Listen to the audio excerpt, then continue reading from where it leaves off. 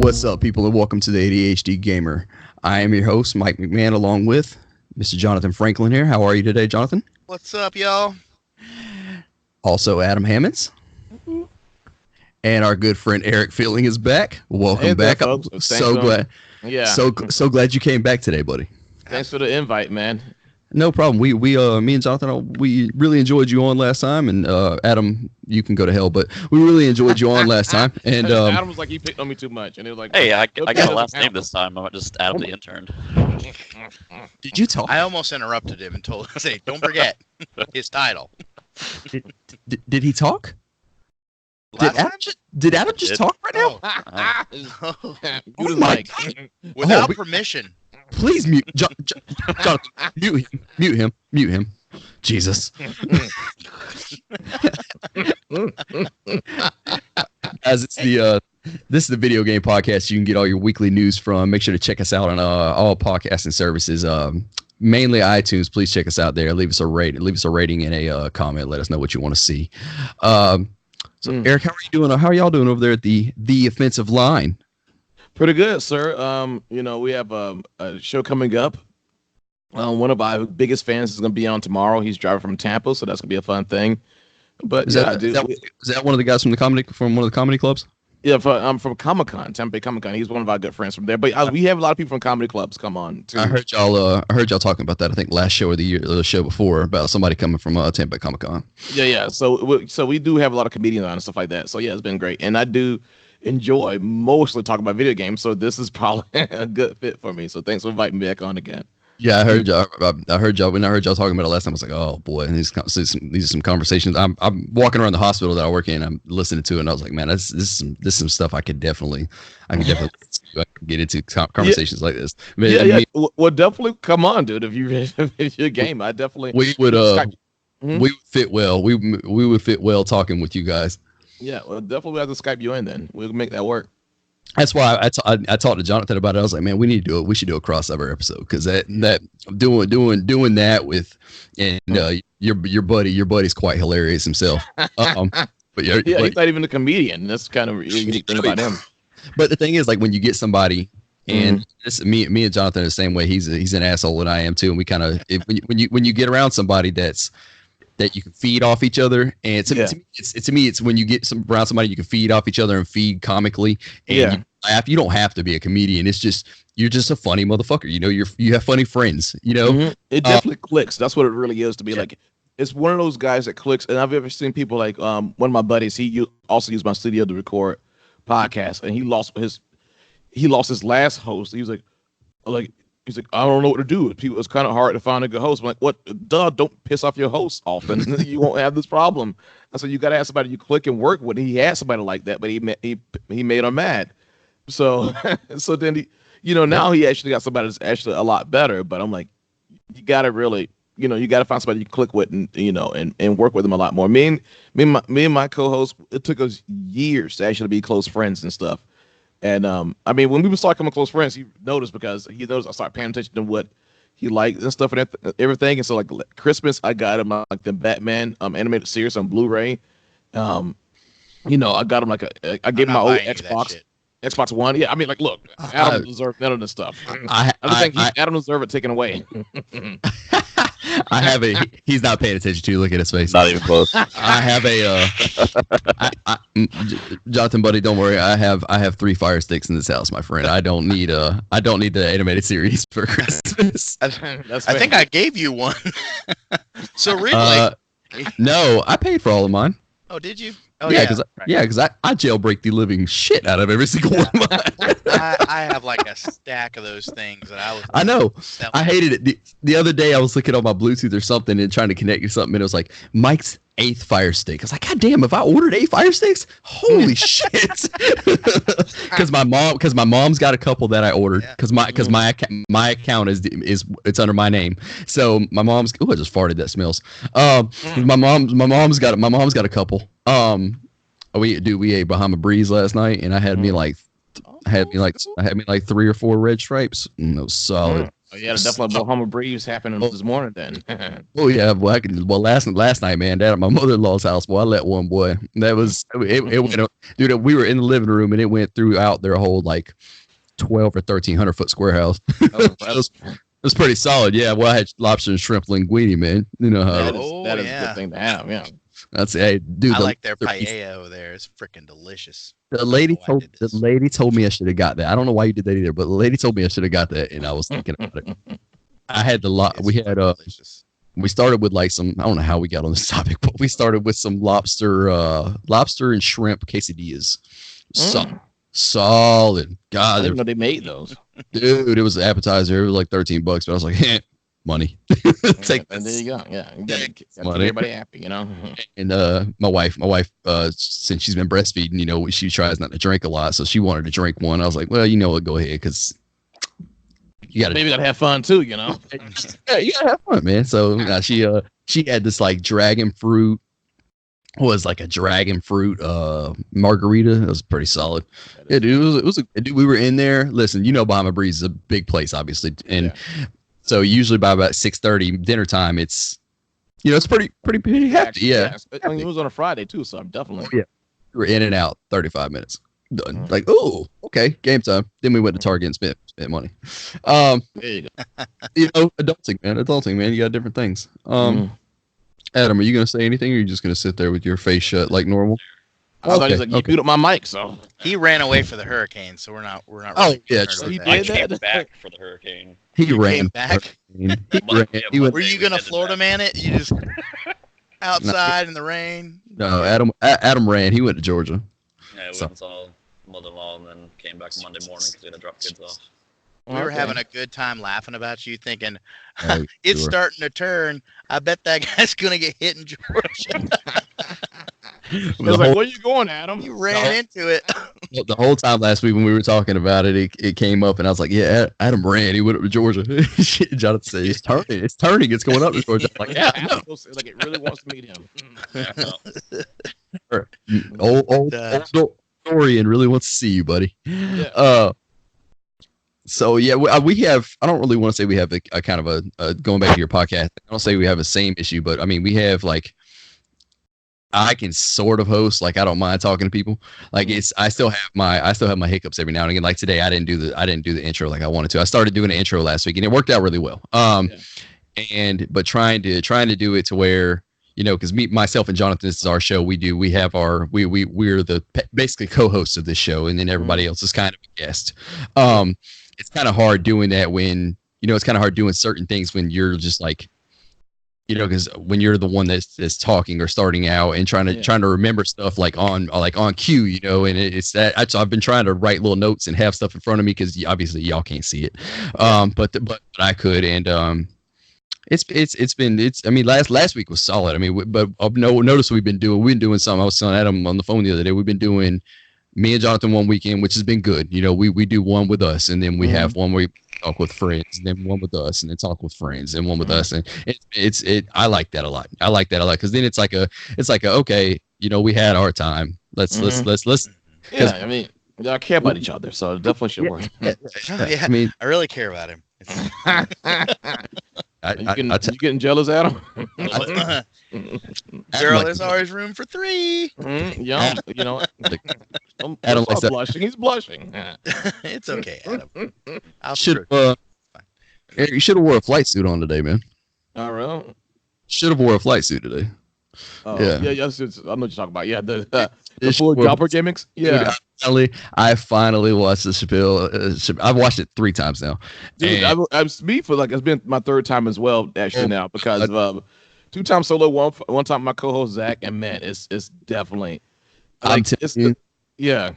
Chappelle fan. I have been my whole life, and like he fell off a little bit to me, and then then I started understanding like no, maybe he didn't fall off. So I went back and watched those older like Killing Me Softly and stuff. Yeah, not Killing Me Softly. Like those are my favorites.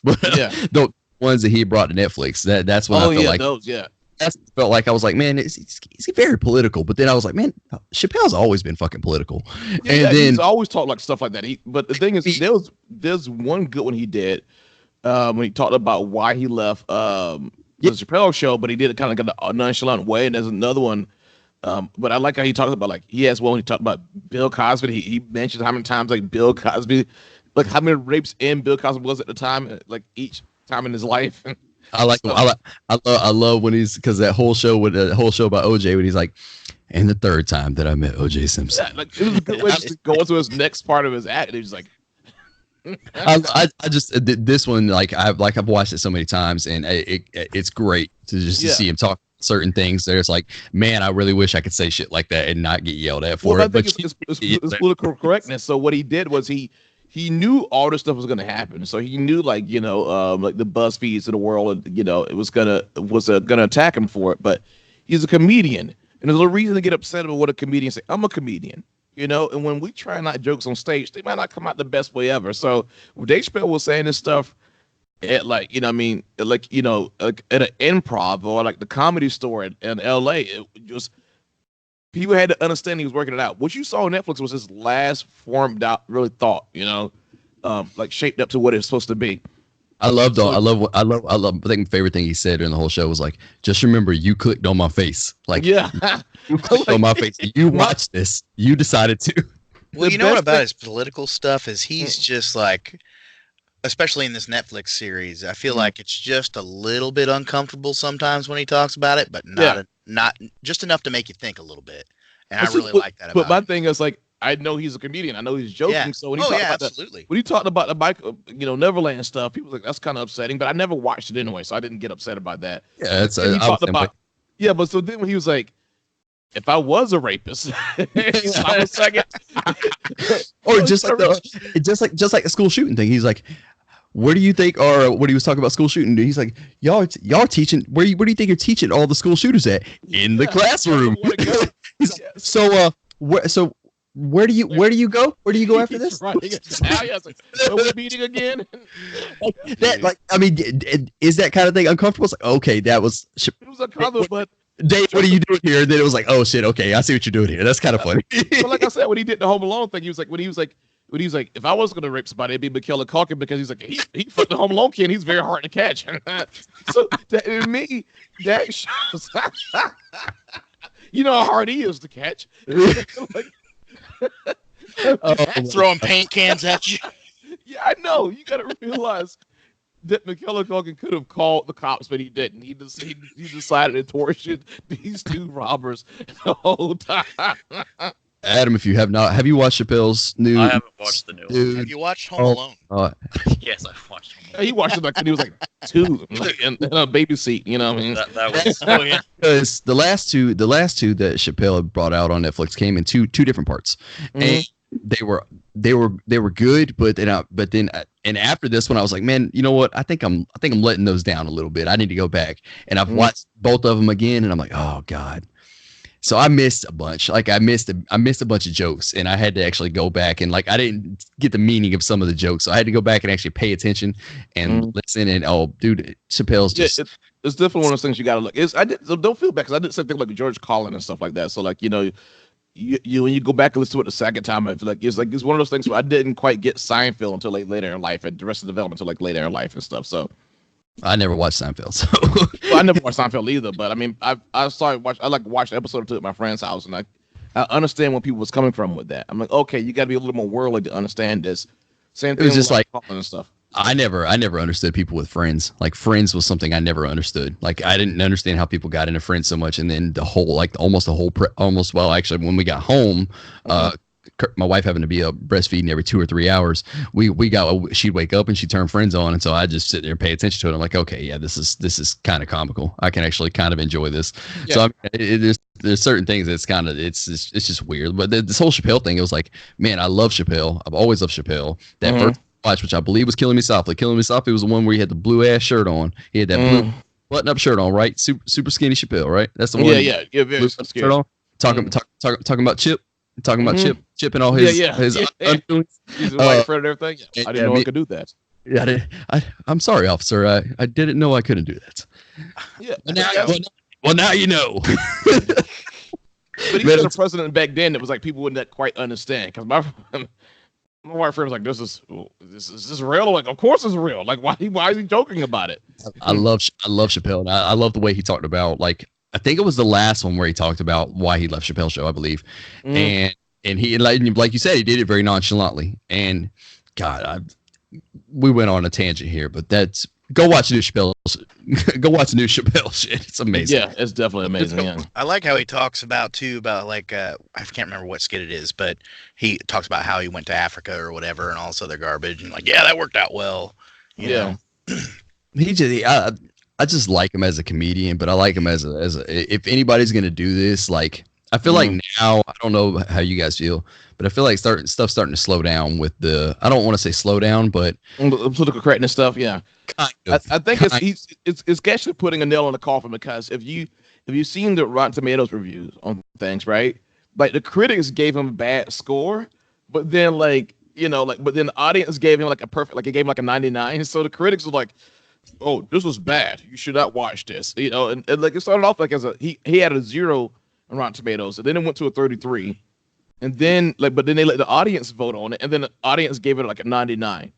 So it's like the people was like, "We don't care what you think, critics. This is funny." So I trying to be all like see about it.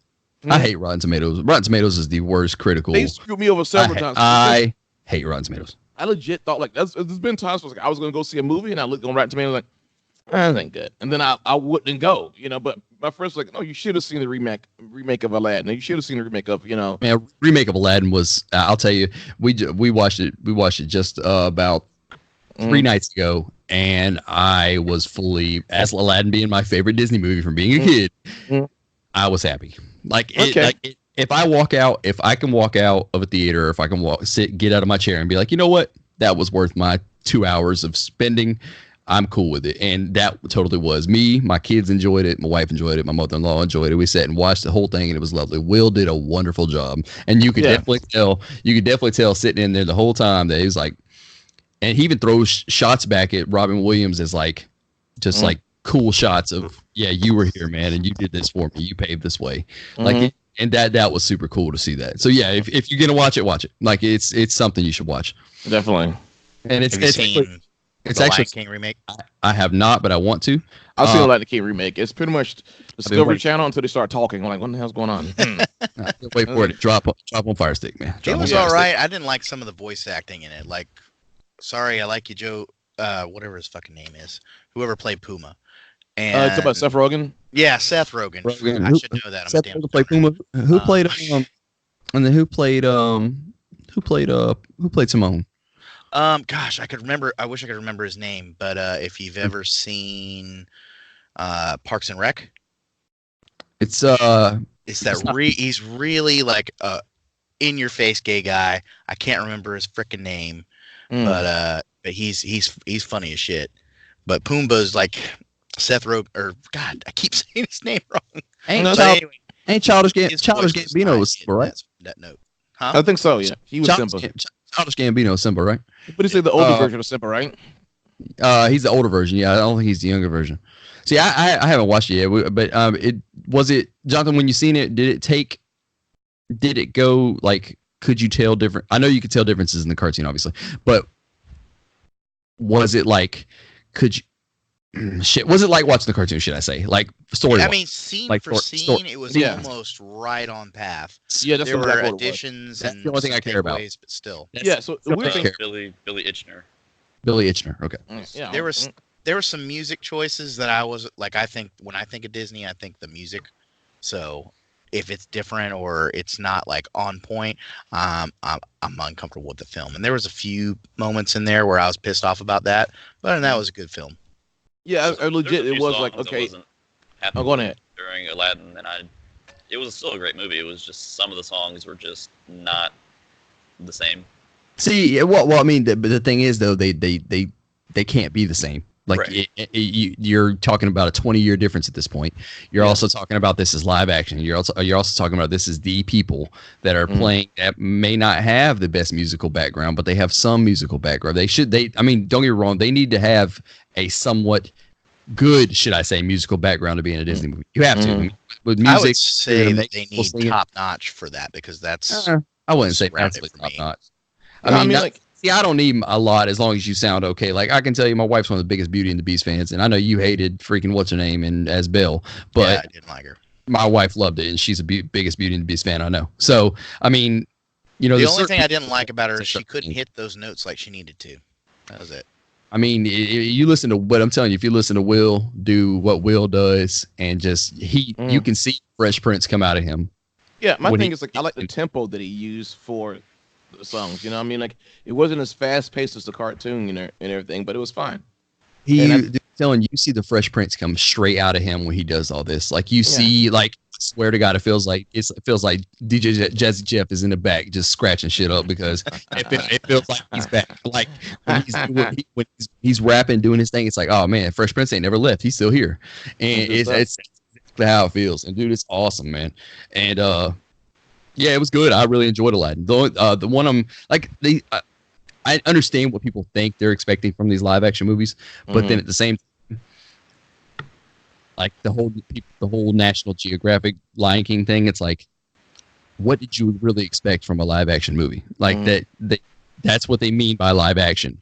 No CG, like, or somewhat little minimal CG. That's what they mean by this. I mean, you look at this shitty ass Sonic movie that's going to come out that not a lot of people are going to go. They had to redo it again. In fact, and the bad part about it is, it's just like a lot of the directors say and a lot of gamers say, it's like, dude, yeah, we talk shit about it, but you didn't have to go redo it. Like if that's your creative way, don't renege. Should I say, don't renege on it and go back because that's yours. You know this. You know you might regret going back on that. Who said? One of the big directors had said something. I think it was Michael Bay. Michael Bay had said something like, don't go back on something because it's yours, because you're gonna regret it one day. And the thing is, like, yeah, making Sonic was a big thing of that, you know, with that movie being what it is. Sonic was a big thing of that whole, you know, he looks bad or this and that, and you've seen a couple graphical artists go on there and do what should have been what it should have looked like, and yeah, they did a great job, but I don't think it was that. I think it was just the movie was just, the trailer was just wow, like it was out there, like it wasn't horrible, like it was there. I mean, it was, you know, it looked fine. It had the dude in it from shit, I can't think about the dude's name now. From the what's the bunny movie? Intern. Is it Hop? Is it Hop? With the white dude. What's the white dude's name? I can't think of the white dude's name that's in it. But anyway, it's him. It's in Sonic, and I don't know. It looked okay. I mean, it wasn't horrible, but it's something I don't feel like design like. James Marsden, thank you. I knew that was the name.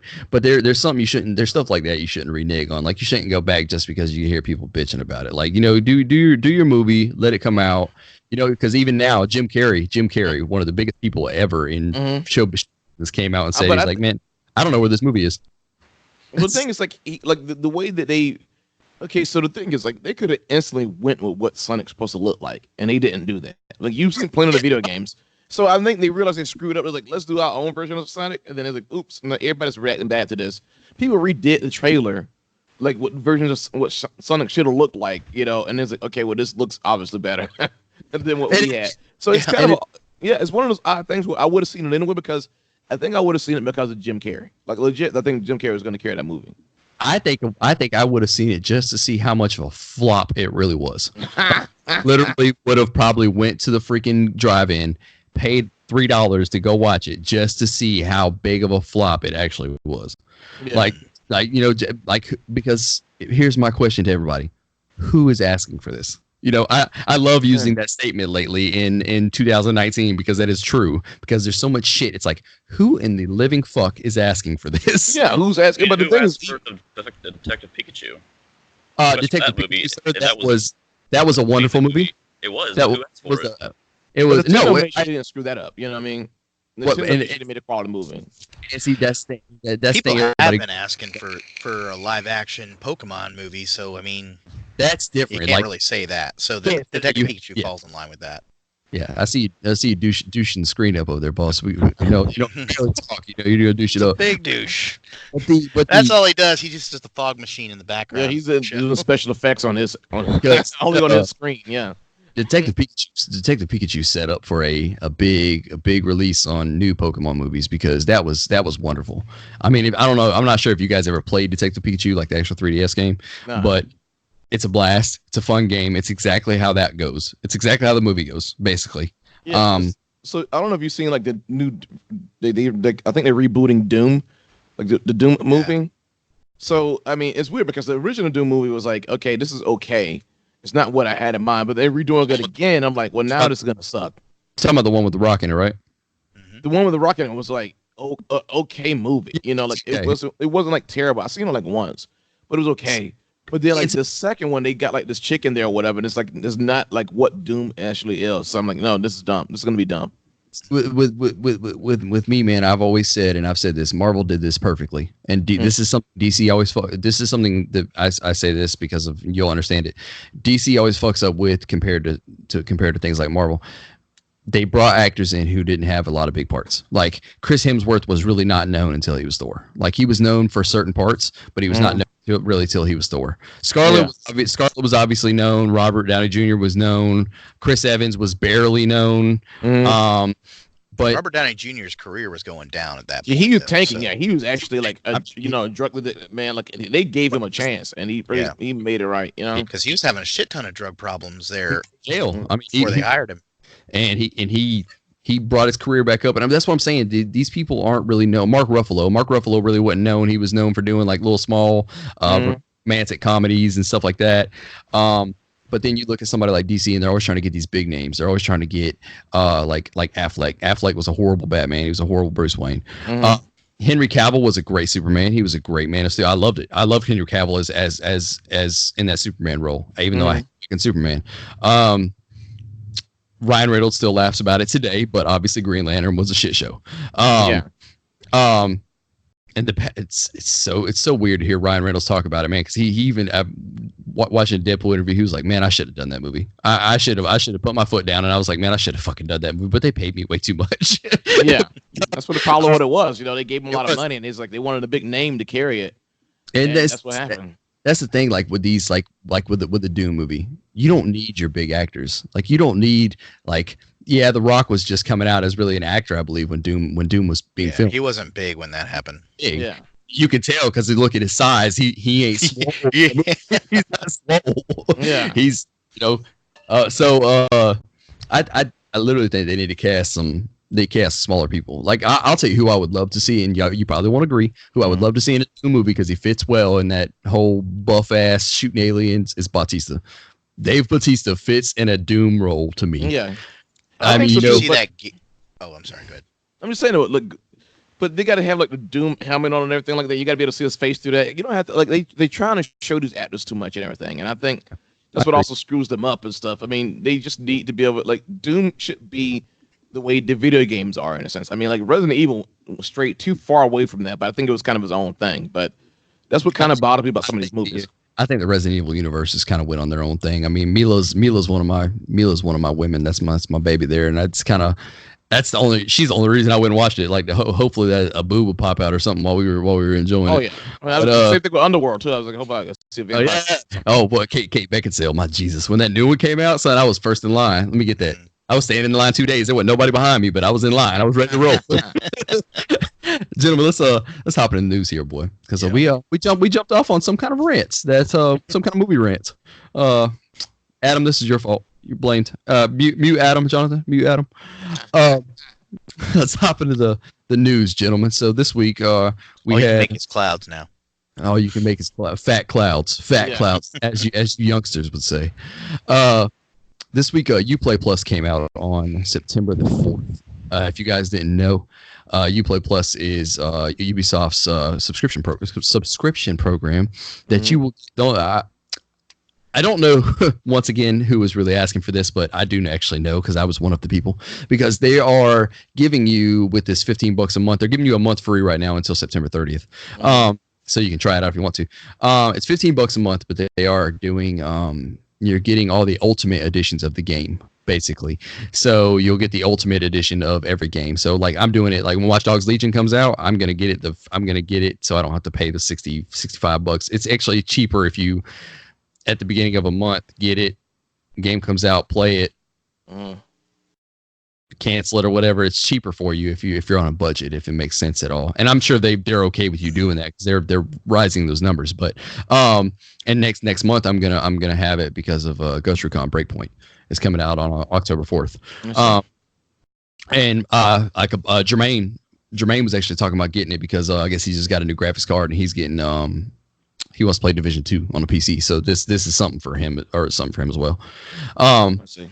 So I don't know if this really knocks up any of your skirts, but this was a big thing we talked about because this came out at I believe it was E3 that this was going to be here. Guys, I know the direct's next. I'm going to leave the direct for last because other stuff is small. Well, actually, I'm kind of excited for this Uplay Plus because I'm a huge Ubisoft fan. You know, all the Assassin's Creed, Tom Clancy's, and it's worth it for this. Right. So it's $15 a month to play all those games. And it's worth it for those strictly because of the season pass alone. Because the season passes are usually $25-$30 a piece. Especially like if you get one like Odyssey's has like 70 hours of extra content that you can play, and it's worth it for that alone. Honestly. Well, I mean, I haven't had the money to buy Odyssey yet, so $15 to play that with the Ultimate Edition is just insane.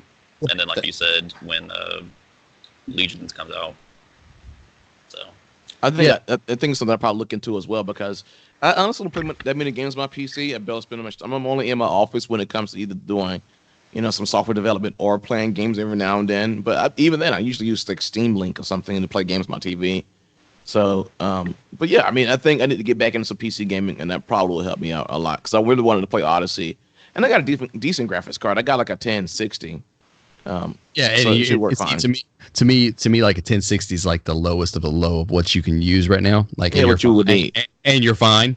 I have a 1060 in mine, and everything's still. I just ran control on high and beat it on high, and I had no hiccups. Yeah. But do you got a 4K monitor? I didn't know. No, sir. I'm not a graphical whore. I don't need I can it 1080 60 and I'm perfectly okay with that. I think that's for a lot of people. The same thing with me too. Like I've only have, I could do 1080 60, and that's exactly what the Xbox One X is. It's pretty much like a 1060 that's been really conformed down to like a small little tight little package, but they do a lot of upscaling for 4K and stuff on TVs. Yeah, see, I don't need it. I have a 32-inch 1080p monitor. I don't need it. I mean, the whole reason I have a 32-inch monitor is simply so I got this 32-inch LG for $100 from a buddy of mine, and it works well, man. Like I said, I play the game on that. And it's lovely. So this is something I'm definitely gonna look into strictly for the fact of just brand new games coming out, and you get all that content because you can always unsubscribe if you want to. That's the thing, and I think that's what they're going for. And I'm this is for certain people. So, anybody else got anything to say about Uplay here? So something this week finally happened. Well, Jonathan, were you talking? I'm sorry. Did I cut you off? Okay. No. Something finally happened this week that has needed to happen for a long time. The Coalition has put Bautista in Gears 5. It's needed to happen. This man has been begging to play Marcus Phoenix in the Gears movie since they announced it. This man has been begging to do it. I guess he's like one of the biggest Gears fans, which you can see. I mean, you can see in some of his wrestling stuff, like he comes out with Gears shirts and different things of that nature. Yeah. I mean, I think he would play a great Marcus Phoenix, or even a great Dom. But I think he would play a great Marcus Phoenix. And you think he looks more like a Dom than a Marcus Phoenix, Dom? Really? I mean, a live action Marcus. I think regardless, to extent, but I think he'd be a better Marcus Phoenix. Like I think he'd be doing that noise thing that Marcus does. I think he'd be great at it, dude. I think he'd just be. I really do. And you can see how happy. Like I watched the trailer of Bautista and them doing him like at the behind the scenes thing of them scanning him and stuff. He was dude. You see, it's like a kid in a candy store. He's fucking just smiling away, happy as hell. And just, dude, it's great. It's great to see that. I mean, it's great to see the fact of just somebody being able to do something that they want to do. And like I said, he's been talking about it for years since he came into the WWE. So, This is I just hope this isn't something that they're just going to be like, oh well, we'll throw this out here to appease you, but it's going to be a but we're gonna get Ryan we Reynolds. we don't care about Marcus you. Phoenix. Yeah. we're not going to let you play Marcus. I'm sorry. I mean, we got other plans. Alec Baldwin's going to play. Yeah. I honestly have a feeling that may be the case here. I think we may just. I mean, they're only putting him as a playable character in multiplayer, and I have a feeling this isn't teasing anything. I think he's going to be in the Gears movie, but I do not think they will cast him as Marcus Phoenix. For some reason, people do not listen to fan castings. Like if you look at a fan casting right now, 98% of the fans want Bautista to play Marcus Phoenix. Yeah. And if they. For some reason, people don't listen to fan castings. I don't understand that. But I think, let's say this right here though. Deadpool, that happened, and that was what people wanted. That's unanimous. Yeah, I don't think anybody else could play that part. And that's the weird thing about it. So that's when people like Fox was like, "Holy hell, we're making a lot of money off of this." We definitely what do we do right? And they you listened. That's you listened to the people. It was when Ryan Williams came out, or Ryan Williams, or Ryan Williams, the dude I went to school with. But Ryan Reynolds came out with that first little chunk of little short game just to show Fox like, look, this can happen. We can do this. And then they didn't want to do it. Then he released it to the public, and then the reaction in the public was like amazing. Then it was like, okay, we should do this. See? And they had to make it rated R too. You saying that right there is something me and Jonathan talked about last week on the show when we talked about the Uncharted movie losing their 5th director. Is the fact of Nathan Fillion did a fucking little short Uncharted part not too long ago. Yeah. Was it Nathan Fillion or was it Nolan? Intern, look that up. Nathan Fillion or Nolan North? It was one that did the Uncharted short. I know what you're talking about. I can't think about which one it was because to me Nathan Fillion and Nolan North look just alike. But anyway, they did that. Fillion. It was Nathan Fillion. Thank you. And everybody loved that. Everybody wanted that. Because Nathan Fillion is just like Drake. He looks just like Nathan Drake to an extent. So it was like, they should just reboot the movie instead of but Hollywood already invested all this money and they just want to do that. Like reboot the movie and put him at like the front and center of it. They got casting. They got Tom Holland in it. They got Tom as a young Drake, and he's the only one that's casting. So I was talking. So me and Jonathan talked about it last week. This is their 5th director. They haven't started shooting yet, and they're still talking about releasing in 2021. Or in 2020, December 2020. Yeah, well, that's not gonna happen. Yeah, exactly, and I don't get me. It sucks for Tom Holland. I feel for him. Like I feel for that guy. He's had horrible past couple weeks, but I agree. Horrible past couple weeks, but man, come on, dude. Like I understand you want to do a younger Drake, but Jesus. So yeah, I'm really happy to see this, and I'm hoping that when they do the Gears movie, they do. I really hope this is a tease. I just kind of know how shit goes, and I don't want to let myself. Jonathan, you're frozen, my friend. Oh God, you'll come back. Adam, blow some. What's going on? Did you just cricket me, or did you cricket Jonathan? You cricket. Dude. John, you may have to leave a call, buddy. Did he crash or something? I think he might have crashed. Oh, that's lovely. That's lovely. That happens, though. I'm not cutting this. I'm not cutting it. I cut it. That takes too much. Yeah, that's fair. I don't really want to start without him. I'm gonna have to cut it. Here, talk amongst yourself, gentlemen. Okay, please. All right. Let me find out what's wrong with him. Adam, Eric, talk amongst yourself. So, how long have you been an intern? About 18 years. Okay. Nah, man. So I'm assuming you have kids and stuff. From what I'm I do not have kids. Oh. Nope. Courtney and I are engaged, but no kids. Oh, okay. Yeah. So it's only Mike then. Yeah. No, Jonathan's got kids. Oh, okay. Jonathan does. I think he has just as many as I do. I believe. I think he might actually have more. No, 1, 2. No, he's got 3. He's got 3. I've got 3. Okay, cool. So y'all leveled out then. Yeah, I don't have any kids, surprisingly. Yeah. Yeah, surprisingly. He's got 3, two I believe 2 of which are his stepchildren, and just kind of like me, 2 of which are my stepchildren, 1 of mine is mine. So we both have 3. John, you got 3 kids, right? I have 3 children. Yes, you got the same as me. Yeah, we're the only ones. Adam doesn't have any kids yet. He'll have one in next year. Bad. Yeah, and I think somebody was. I've heard this last night. Somebody was like, "I'm surprised that you don't have any kids, like because I'm black." I'm like, yes, that's exactly the reason why. Like that's 100% the reason why. I'm like, I know. Talk everywhere. Talk real quick. Okay. Switch your mic. Switch your mic. I'm working on that, buddy. That's one. There you go. Yeah, you're better now. You're better now. We can hear you. All right. So sorry about that. I had technical difficulties. Yeah. So we were asking conversation questions about his children that he doesn't have yet. Shoot. And no, not in the next year. Hopefully, 2 years. No, I'm hoping in the next year, just so you can see how fucking hard it is. Well, that's fine. We're getting married in 371 days. Oh, geez. I like how you spaced it out. That's good. That's a smart man. 371 days, 22 hours, 4 minutes, and 32 seconds. Yeah, my entire life is gone. Probably more excited than she is. Yes. Adam, She's made no plans. See this can? See this can? Courtney's gonna cut this can about yay here, and she's gonna drop off the tip. She's gonna drop your balls right in here, and then she's gonna close it back up. She's not gonna weld it. She's gonna solder it because you can't weld this little ass can. She's gonna solder it. Somehow she's gonna learn to solder. She's gonna solder it, and then you ain't gonna get them back, my friend. That's it. Solid. He's looking forward to it. She's gonna sell that on the internet. It's gonna be called Adam's balls. Yep. Yeah, we'll bid on eBay. All three of us will be bidding on eBay for it. I will $1. I will try to.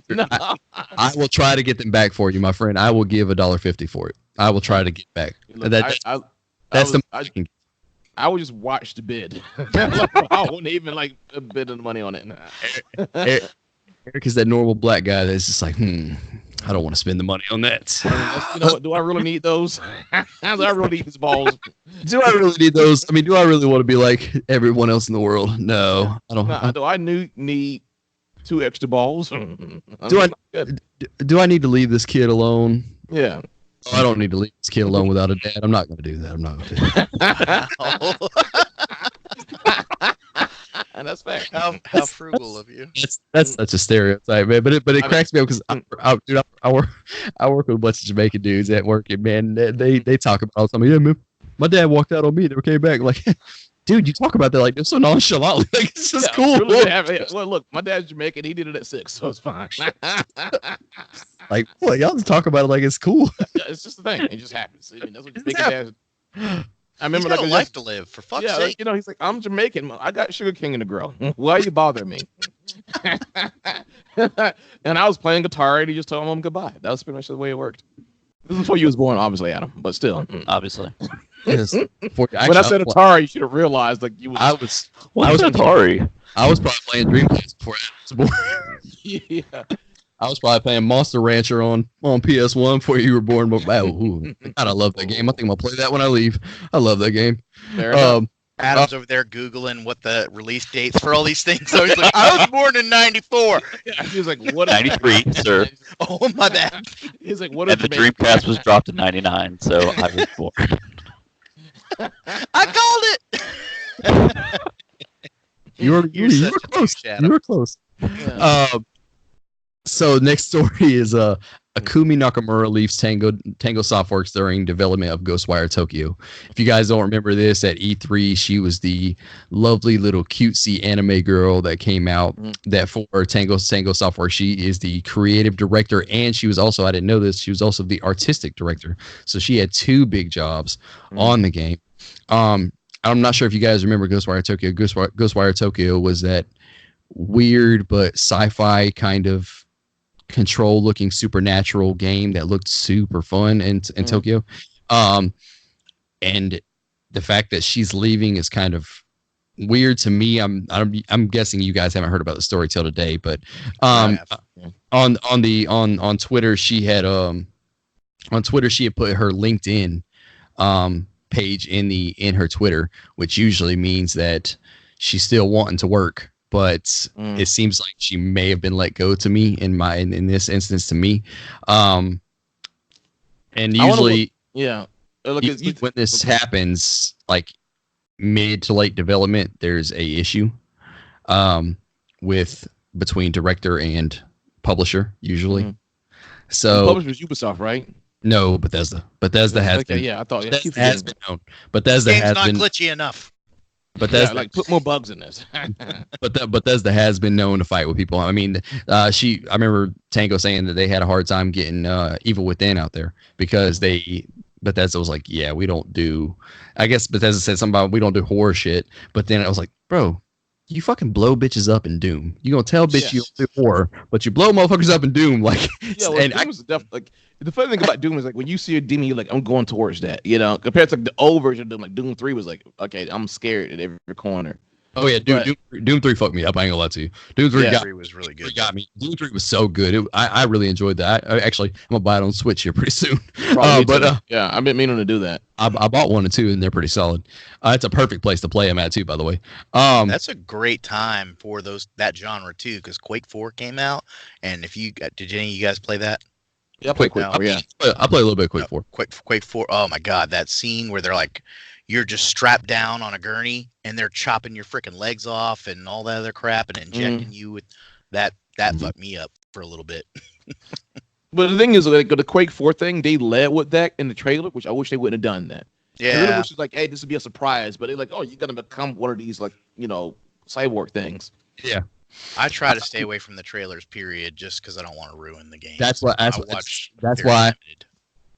told Jonathan that last week before the show even started. I said I'm gonna let everybody know ahead of time. Like we'll talk about news about Cyberpunk on the show. It will be talked about on the show.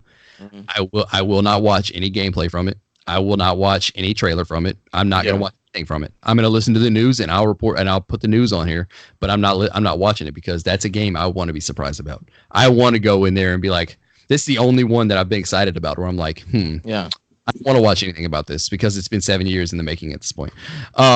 Yeah. But going back to this, I don't even know how to explain Ghostwire Tokyo. All I know is that usually when a creative director leaves in the middle or late development, something is wrong or something's happening. Yeah. So hopefully something's going on with this game. I think, Adam, will you look up who who runs Tango Softworks, please? I can't think about his name, but he was the creator of Evil Within, and it might have been the director on Evil Within as well. You can look up. Evil Within was like a pretty good game from what I've heard. Evil Within, very good game. Yeah. Evil Within 1 was really good. I have not played 2 yet, but 1 was amazing, man. It scared the shit out of me, and I'm not a big horror game person, man, but I loved it. I'm not either. Yeah, so that's why I didn't play it because I'm not a horror game person. It'll fuck you up. This guy is, and it's a really good game.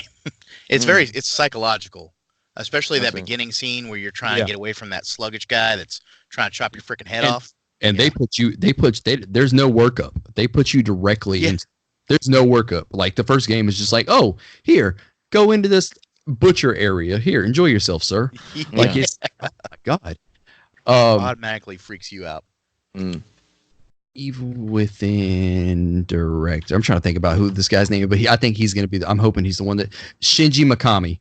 I got you. I'll do your job. I'll do your job, intern. I was like 2 seconds from it. I'll do your job, intern. Don't worry. I had to message my future wife. He's like, I'm thinking about how many days I got left until I'm married. I'm counting down the hours and minutes. Yeah. Shinji Mikami is who I was thinking about. He was the creative and lead on Evil Within, and I think he's actually the head of the studio now, I believe. And I think he's. Thank you, intern. Don't worry, I figured that out myself. I think he's gonna be the one. Maybe we get Courtney here to do the interning from now on. Yeah, I know he's just blowing. I thought he'd just blow his bait into like the camera and just disappear. Hey, we have a gamer girl on the show. It might actually get our ratings up.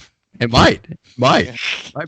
And Courtney's got that quirky nerdiness to her, so it might actually work out pretty well. We're gonna trade Adam right in front of him. Adam, you're fired, buddy. So hopefully this all works out. But yeah, he's like, I just learned to type fast. How did he leave? Raw.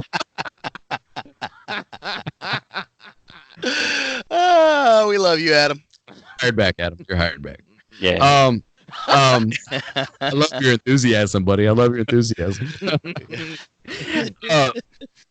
Do I get my old pay or can I negotiate for a higher salary? Oh, you can happily get your old pay because that's 0. So you can happily get your old pay, buddy. I thought he was like, you can't fire me. I quit. I get my old job back. Hey guys, can I come back? That's that. You know what that is? That's that realizing you're married and you need income at that point.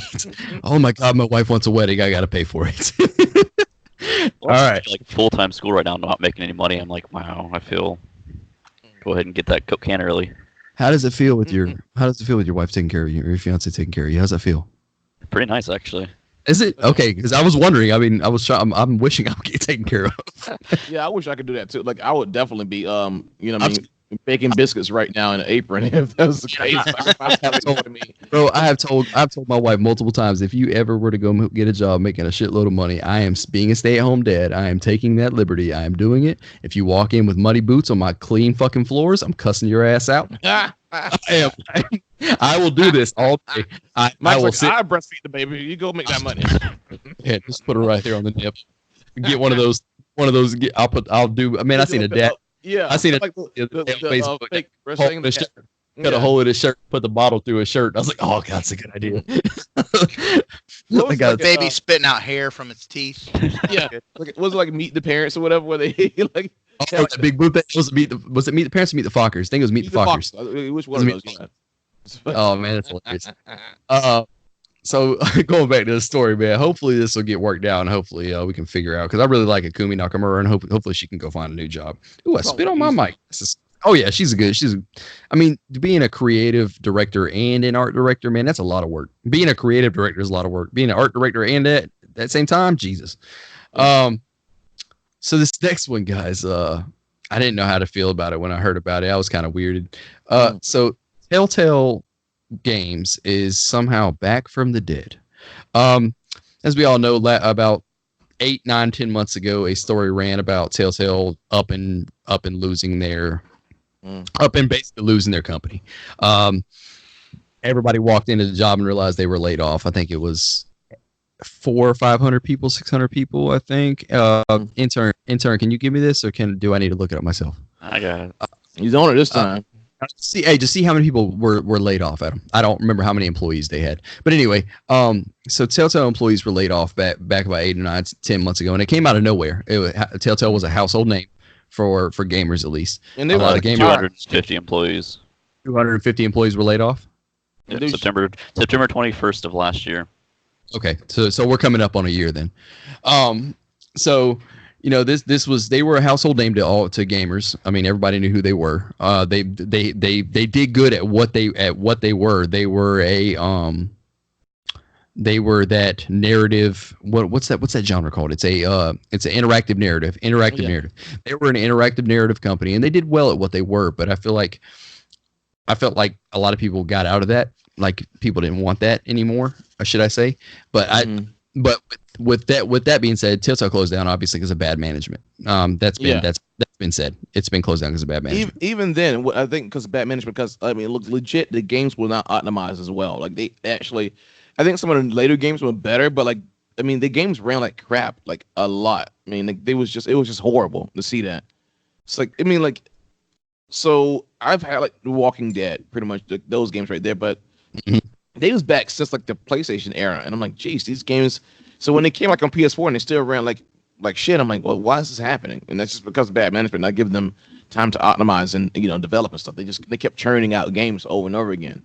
So they were bought by LCG Entertainment, which is ran by Jamie Ottley and Brian Waddle. Jamie Ottley runs a company, and I can't think about the company's name. It's like something pest control, and they make a lot of. It is. That's serious? No, I'm dead serious. Jamie Ottley runs. Hold on, I'll tell you what it is right now. Is it like a gaming company or is it legit? No. Pest control. It's a gaming company. They make a lot. They make a lot of licensed mobile games like Duck Dynasty and Power Rangers and stuff like that. I can't think about what the company's called, but it's shoot, give me a second here. Talk amongst yourself. Talk amongst yourselves. Yes. So well, I mean, I'm looking forward. I think like the later Galaxy Pest Control is what the company's called. Galaxy Pest Control.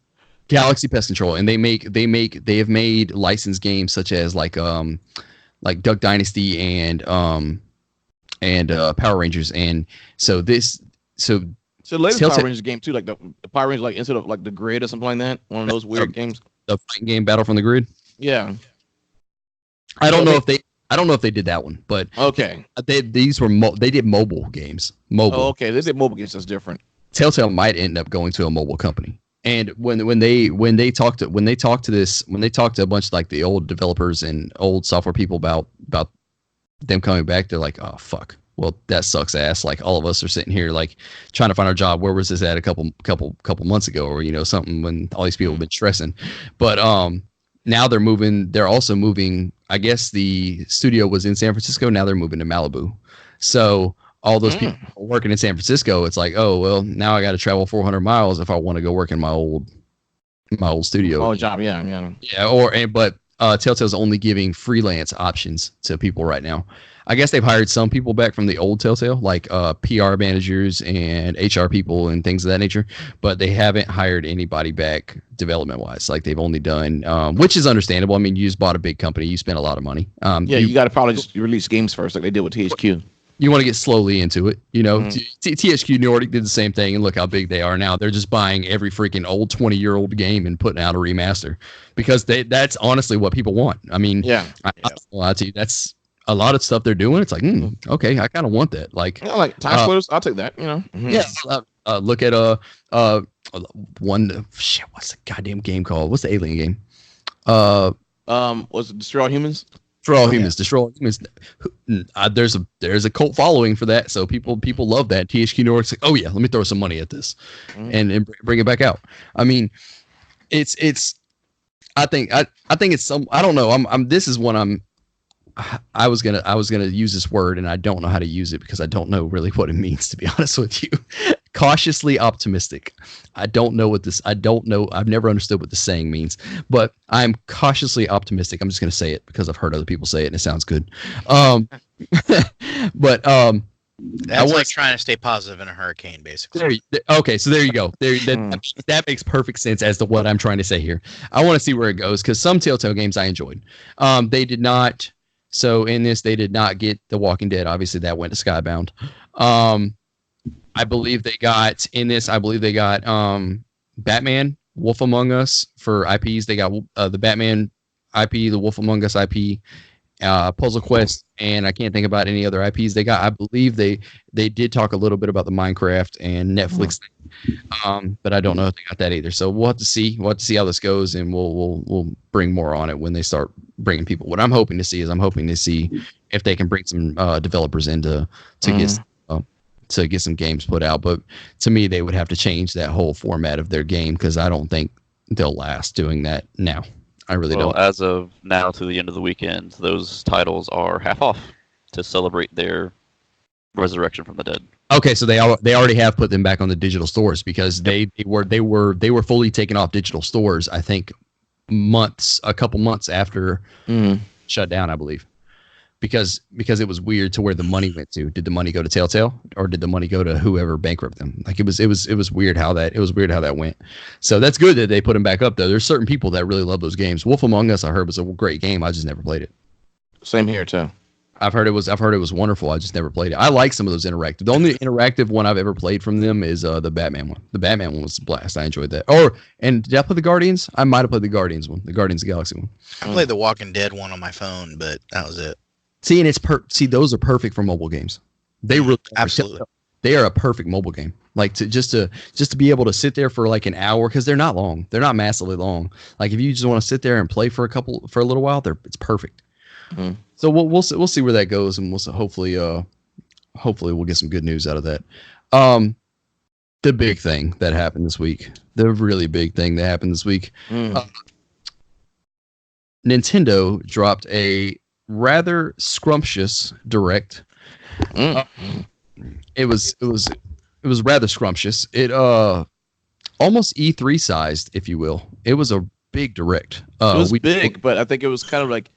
It was definitely a lot because it's September when definitely they usually do drop one, and I think a lot of stuff they put in there I was happy about. Yeah, I really was not. I mean, I understood why they did it, but I honestly thought I wasn't expecting them to drop Overwatch here. I wasn't expecting Blizzard to be like, yeah, drop Overwatch, because Blizzard, from rumors saying Blizzard's showing Overwatch 2 at BlizzCon.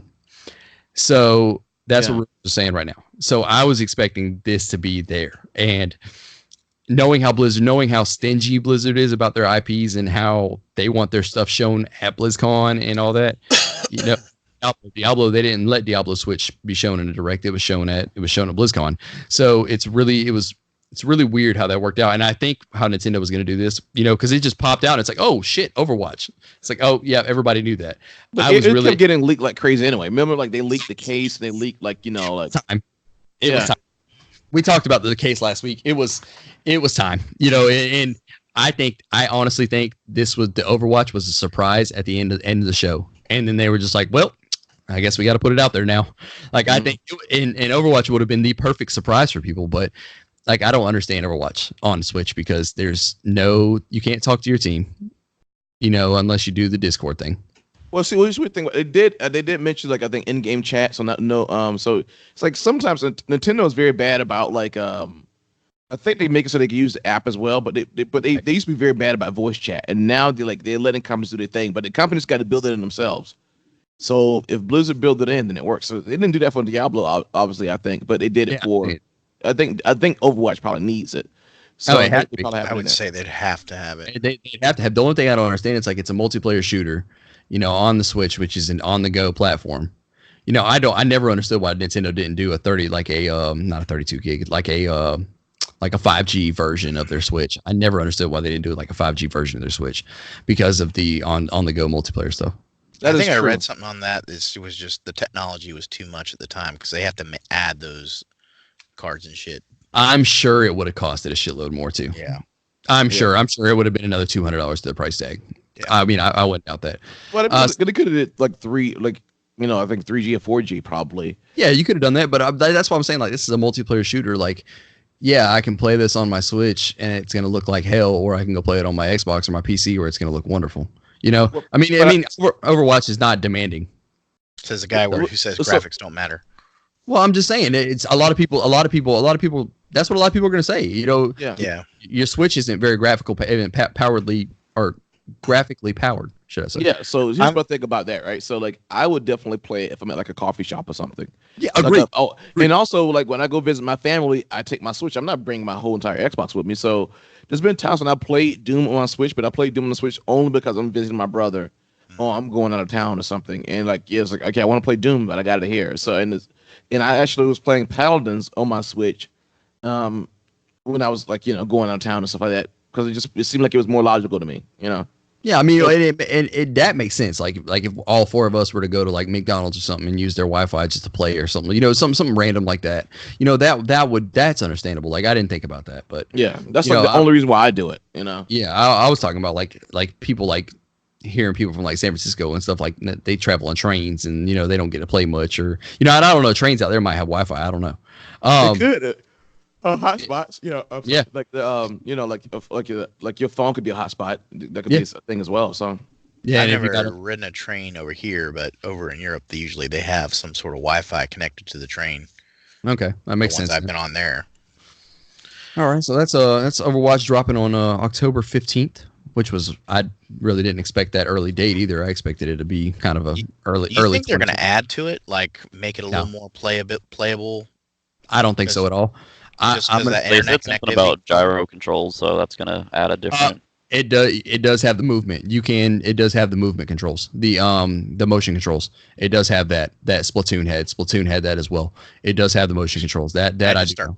Punching people. So the funny thing about this, like, so Splatoon did it first, and then people got used to it, and they started asking for it in other games, and so they put it in Doom, and Wolfenstein, and then like putting it in Overwatch is definitely a smart move. Oh yeah, definitely. I mean, especially because you can just move your shit around, and from what I've heard from people, it's the best way to aim. I mean, it's the best way to aim. It's the easiest way to aim. I'm not used to it really, but yeah, I mean, I never really tried it. I'm not used to it either. Don't feel bad. For 31st, they showed a couple of different modes. This is one I'm kind of happy about. Luigi's Mansion 3. I'm sorry. This will be a fun one. They dropped Super Kirby Clash Out, which is they dropped that same day on September 4th. It looked fun. I'm a Kirby fan. It looked fun. Didn't really want to see his feet. They dropped or anything else. Or anything else, or it's massively large. Jonathan, you should, if you have that picture, you should put it up in the conversation so everybody can see. The Secret of Mana is dropping on April 24th, 2020. Is that Trials of Mana or Secret of Mana? Secret of Mana. Okay. It's Trials of, I believe it's, hold on, let me get this right. This is the one that never dropped over here. Okay. Secret of Mana is the one that never, it's Secret of Mana is this one. It's the remake. This is the remake. According to the Nintendo website, it's Trials of Mana. Trials of Mana is the one that's actually coming out, I think, in 2020. No, the Secret of Mana collection, I think, is out. Is it? Only thing I can find on the website is the Trials of Mana dropping in 2020. Yeah, Trials. It says it right here. Secret of Mana was a 1993 action role player game. That's the one that that's the one that never came out here. It was only in Japan and never came to the West. So now this is the first. They're bringing it here in that Trials of Mana collection, but this is a full remake, a full-fledged remake of the game, is what they said. Hold on, give me a second. You could be right, but what the fuck? Where is that at? Switch, because they showed it. It looked really good because they showed the side-by-side gameplay. Okay, maybe that is right because it says Collection of Mana. Okay, yeah, because the Collection of Mana I knew was coming. Mm-hmm. Okay, so it might be the Secret of Mana. So it might be Trials of Mana. The Secret of Mana collection might be the one I'm thinking about. Trials of Mana is in the Secret of Mana collection as well, but okay. So Trials of Mana might have been the one that never came here. Okay. Yeah, that is correct too.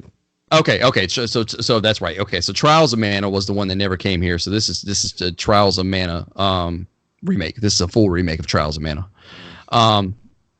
A full 3D Trials of Mana remake. Next one that came out was Little Town Hero. This is from Game Freak, which, as everybody knows, does Pokemon. I'm excited for this one. Me too. They don't do really much. They don't do much outside of Pokemon. And to me, this looked cutesy enough to where it was like a baby's first RPG. It's like an actiony Pokemon almost. Yeah. And it looked very simple. And it looked like something like a child could learn an RPG really fast. And I like that. And it's by Game Freak. I mean, I can't tell you the last game Game Freak did that wasn't Pokemon. Intern. But that's coming out on October 16th. Banjo and Smash came out same day. They were like, "Oh, hey, here it is," and then they shadow dropped it. Yeah, they shadow dropped it, and then they showed the best trailer I've ever seen for a Smash drop. That Terry Bogard trailer was the best trailer I've ever seen for a Smash Giga Wrecker? Huh? It's a game called Giga Wrecker. That's it. That's the last one they made. When was that? 2017. Okay, that makes sense. They haven't done much besides Pokemon. So when they dropped this Terry Bogard trailer, it's the best trailer I've ever seen for a Smash drop. It was I loved it. I was expecting we knew an SNK character was coming. I expected a female character, but this was Terry Bogard makes sense. I mean, it's a fighting character. You know, he's from Fatal Fury. He's from all that. I expected it. Yeah, so. King of Fighters and stuff. So King of Fighters. But the weird thing is, it was between him and the guy from Samurai Showdown. So I know. Yeah, the ninja guy from Samurai Showdown. So that was the two big picks, I think, because people think it's gonna be that chick with the big anime titties flopping around. No, it's not gonna be that. Nintendo's very conservative. They're not gonna do nothing like that. Please check your comments, gentlemen. Wow, that's just. I actually he's popping trying right to up really there. work on himself, right? I actually think that came up in the show. I believe it did. That is impressive. I mean, because that shit just popped up in front of us. Did it? I'm gonna have to look at that at the hour. Just fix your eyes on this gentleman. He whipped that himself. That shit was when Jonathan sent me that shit the other day. I was like, Jesus. But God, he's even got hair, and you pointed out that he's got a little piercing on the tip. He looks like one of those things from Metal Gear Solid, like I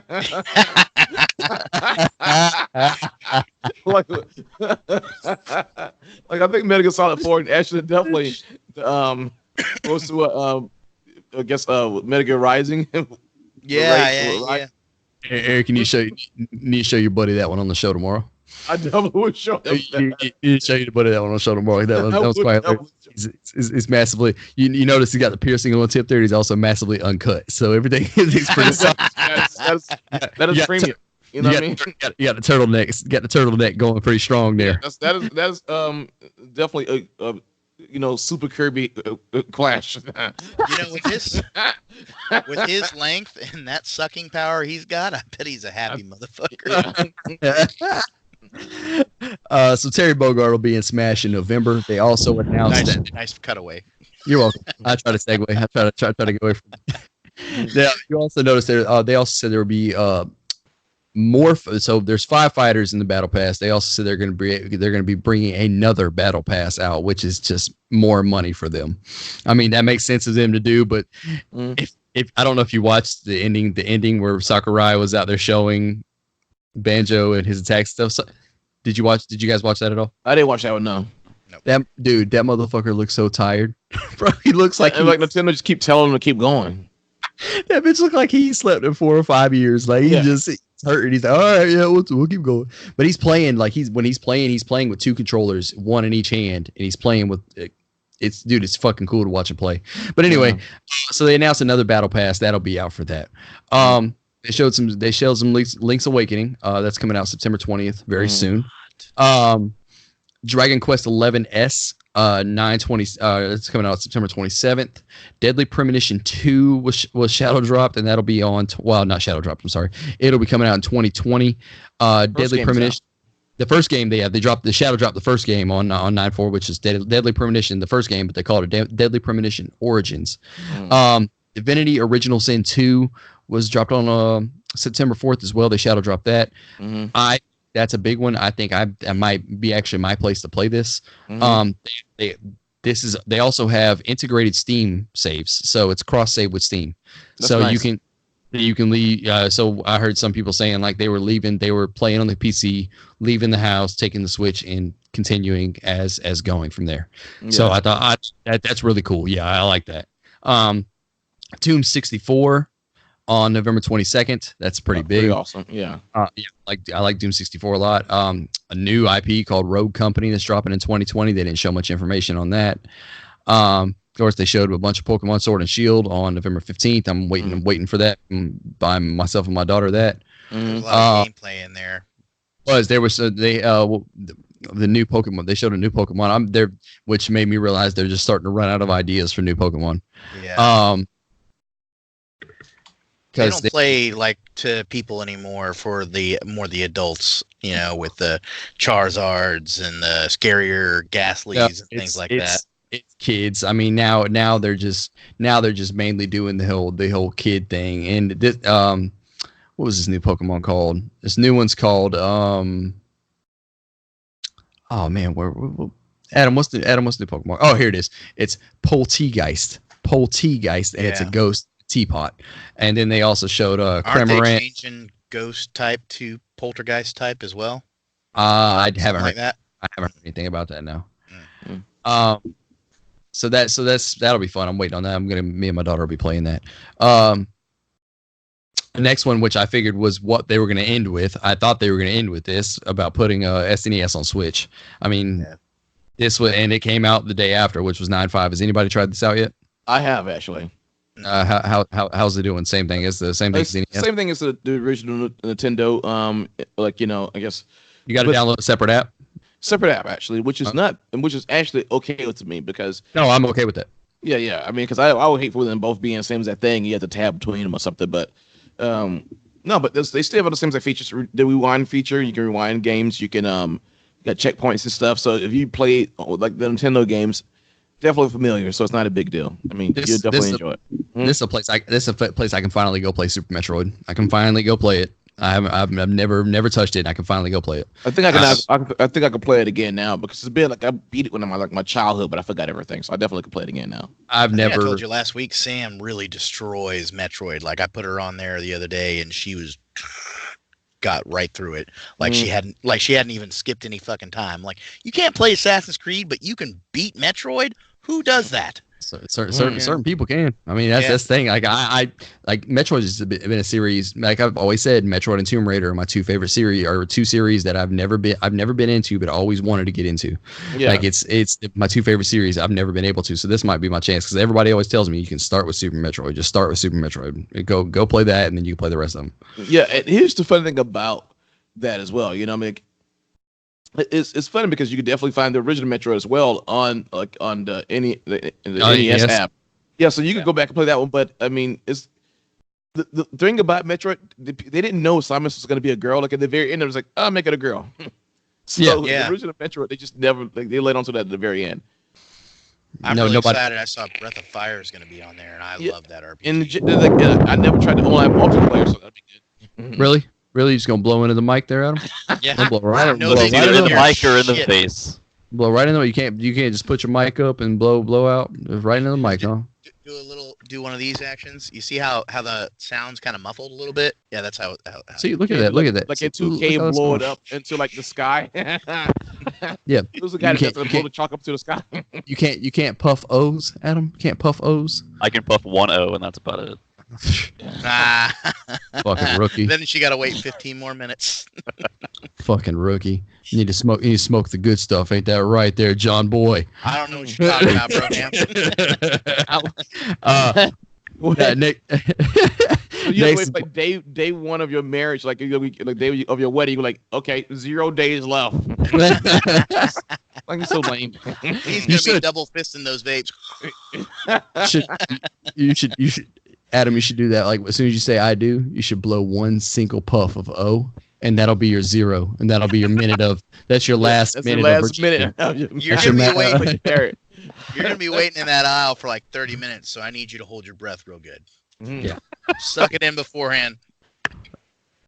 Like I told you, bro, it's gonna be the most stressful day of your life. And it's not gonna be because of you. So, which mine wasn't me or my wife, because my wife's basically a guy, so it was kind of lovely. But it was everything else. Anyway, Mario, they show more. We have that in common with our taste in women, don't we? Yes. Yes. My wedding was simple. It was easy, and I loved it.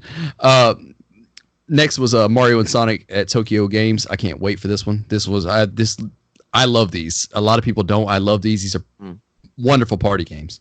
Eric, I'm not sure if you're a backer right now, but Genki is doing a stealth dock on Kickstarter right now that you can. I heard of it. You need to go check it out. It's on Kickstarter. I don't think it has long left. I believe you can get it for $59.99. It's what the dock is this is the perfect for that. Like if you're at a bar or something, you want to find a TV. You plug the dock into a regular outlet, and a USB-C comes out. It plugs into the console, and an HDMI comes out of the wall and plugs into the TV. And it doesn't. And they're 1,000% saying it will not brick. And if it does brick, they will buy you a new Switch. Nice. It's I think it's $59.99. It doesn't have long left, and they're shipping them out in December, I believe. It has 6 days left, but it's called a covert dock it's called a covert dock. Check it out on Kickstarter. So the reason I say that is because this is a party game, and usually with these, people want to take them to bars or take them to a coffee shop, like you said earlier, or something of that nature. And this is perfect. I can't wait for this. They also showed 2D sprites that they showed of Mario and Sonic. That's coming out November 5th. Daemon X Machina on September 13th. I believe there is actually a demo that's out right now, and your progress will go over to the real game from the demo if you actually decide to buy it. One they dropped randomly, Jedi Knight 2 Jedi Outcast, and that's super random. That was super random. I mean, especially being that September 24th, that's dropping. Assassin's Creed. Like they just took a random game and was like, hey, that's fine. But once again, here they go. Everything's coming to Switch. That's another one of those things. Assassin's Creed 4 and Assassin's Creed Rogue in a bundle are coming to Switch on December 6th. I definitely think I could go with that one. That one, I love Assassin's Creed 4. So that's Assassin's Creed 4 is probably like my second favorite Assassin's Creed. So you're gonna get to sail the boat with the motion controls. That would be super cool. Actually, that would be really cool to do. I hope they do that. That's actually a really good idea. I didn't think of that. It depends on how much money Ubisoft want to put into porting the game properly. So knowing Ubi, I mean, knowing Ubi, they'll probably do it. Ubi's one that's usually good about ports. One I'm happy about is Xenoblade Chronicles coming in 2020. I'm really happy about that because Xenoblade's always been a series I've been wanting to get into and play those. It's a JRPG I've always wanted to play. Same here. In fact, I really wish they would have done the last story that was on a Wii. But I get that, like the I think it was called Monosoft or whatever. It usually do a lot of. They work really hand in hand with Nintendo. So I don't know who's doing this one, but I'm hoping it, man, when it drops, because I have it on the Wii and I could play it on the Wii here. And I really want to. Jesus. Static there. You could have just said it, John. Why not? Well, you guys were fucking talking. What do you want me to do? Be like, hey, quit fucking talking. Yeah. Like, hey, I need you to pause for a second. Adam, pull your fucking mic back, dude. Simple process. So that was it. Save him a little bit, but whatever. I was really surprised they ended the direct with this. Yeah, like, that was a thing. I was like, man, why didn't you just put the Super Nintendo stuff? That would have made everybody super excited there. Yeah. Well, they also announced the controller too, which is, I think the Super Nintendo controller is definitely something I might get because you don't have to like slot them on the side of the Switch. Yeah. No, and it's only $30. Like that's not, and you can play and you can use it on your PC. Mm-hmm. You could use it on a Raspberry Pi. Mm-hmm. Like it's a reasonable price. That's a really Nintendo. I didn't really surprised they didn't Nintendo tax that. Like that's Nintendo tax. Yeah, dude. You never heard of like Nintendo? Or I've never heard that term before. Have you ever heard of Switch tax? Yes. Yeah. Yeah. Every game gets the Switch tax because of it's portable. That's Nintendo tax because Nintendo doesn't drop their prices on anything. They never drop their prices. They always keep the same prices and they're always high priced. Usually. You just keep on giving that big old Kirby loan dicking. So that old loan dicking. That old that's an actual old barefooted loan dicking. Yes. People. That old uncut pierced long dicking. Yeah. So they did it with the freaking They did it with the Wii to Wii U games. Like, so Mario Land was just one of those things. I got on the Wii and he's like, "Hey, you got to buy this again for more money." I'm like, "Okay, you an asshole, Nintendo, but I'll do it." And then they did like Nintendo Online, like, "Hey, here's all these Super Nintendo games." Like, well, thank God I'm not gonna pay for these again. Thanks, Nintendo. That's very nice of you. Well, Nintendo knows something about themselves that they are a retro fucking console, basically. Yeah, and that's what people want. So I mean, people just want that. They'll pay for it. People want that portability, and they want all the old games. I'll tell you what, I am really surprised. It's last thing I'll say about this. I'm really surprised they dropped the Super Nintendo stuff like that because they could easily put each one of them games out for $5.99 and people would have bought them. Easily. And I'm really surprised. And they didn't raise the price of the membership like I thought they were going to. So that surprised me as well. Because they realize they're not giving people much. You're not really giving people much. You're not giving. Yeah, they knew legit like the Wii and the Wii U did it for free for years. And then they finally doing something now, but they giving away games and the voice chat is crap. It's like absolute shit. So like at this point, like why not go on ahead and give out some Nintendo games? It's fine. Yeah, because you're not getting a lot with what you're paying for. So let's move into our freeware segment. There's not much. I mean, the Epic Game Store is right now from now until September 12th. You're getting The End Is Nigh and Abzu, and then from the September just downloaded those, by the way. Did you? So did I. Me too. From September 12th to the 19th, you're getting Canarium. I'm excited about this. This has been in my Steam library for a minute.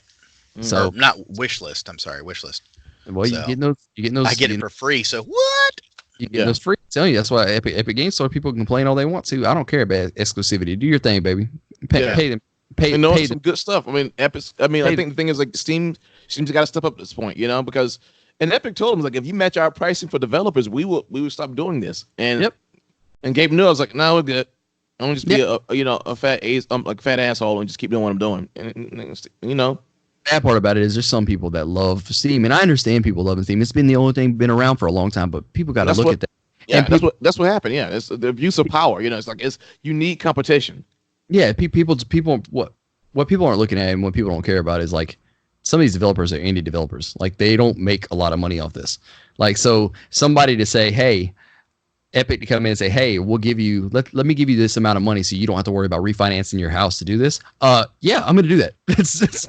Awesome. Yeah, I'm gonna fucking do that. Like, why not? To make my game better? Yes, I'm going to do that so I don't have to stress about this shit. You know, you hear so many things like you watching the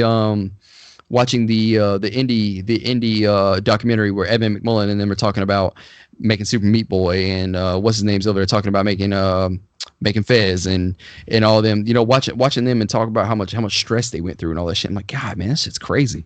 It is. That was a great documentary there. I think it was called Indie Game, I believe.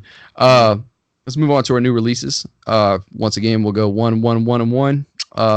First one coming out is Blasphemous for PS4, PC, Xbox One, and Switch on September 10th. Adam, go ahead.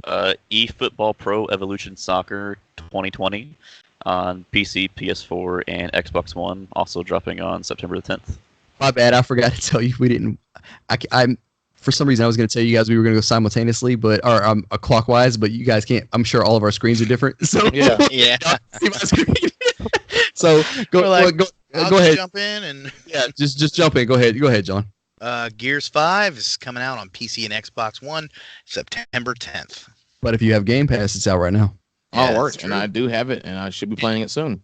That's actually my next one, and it's very funny that it came out yesterday or whatever, and the Xbox Live went down last night as well. It was really funny.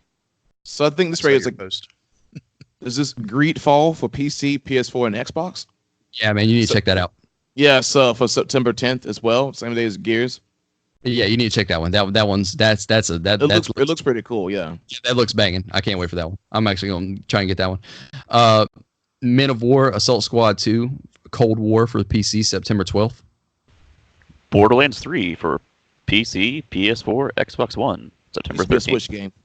Mm-hmm. I agree. It needs to be a Switch game. It could be. It's pixel shaded. It should be fine. Yeah, and it's actually Unreal Engine, which is easy to port. So get on that. I agree. John Boy. Daemon X Machina. Machina.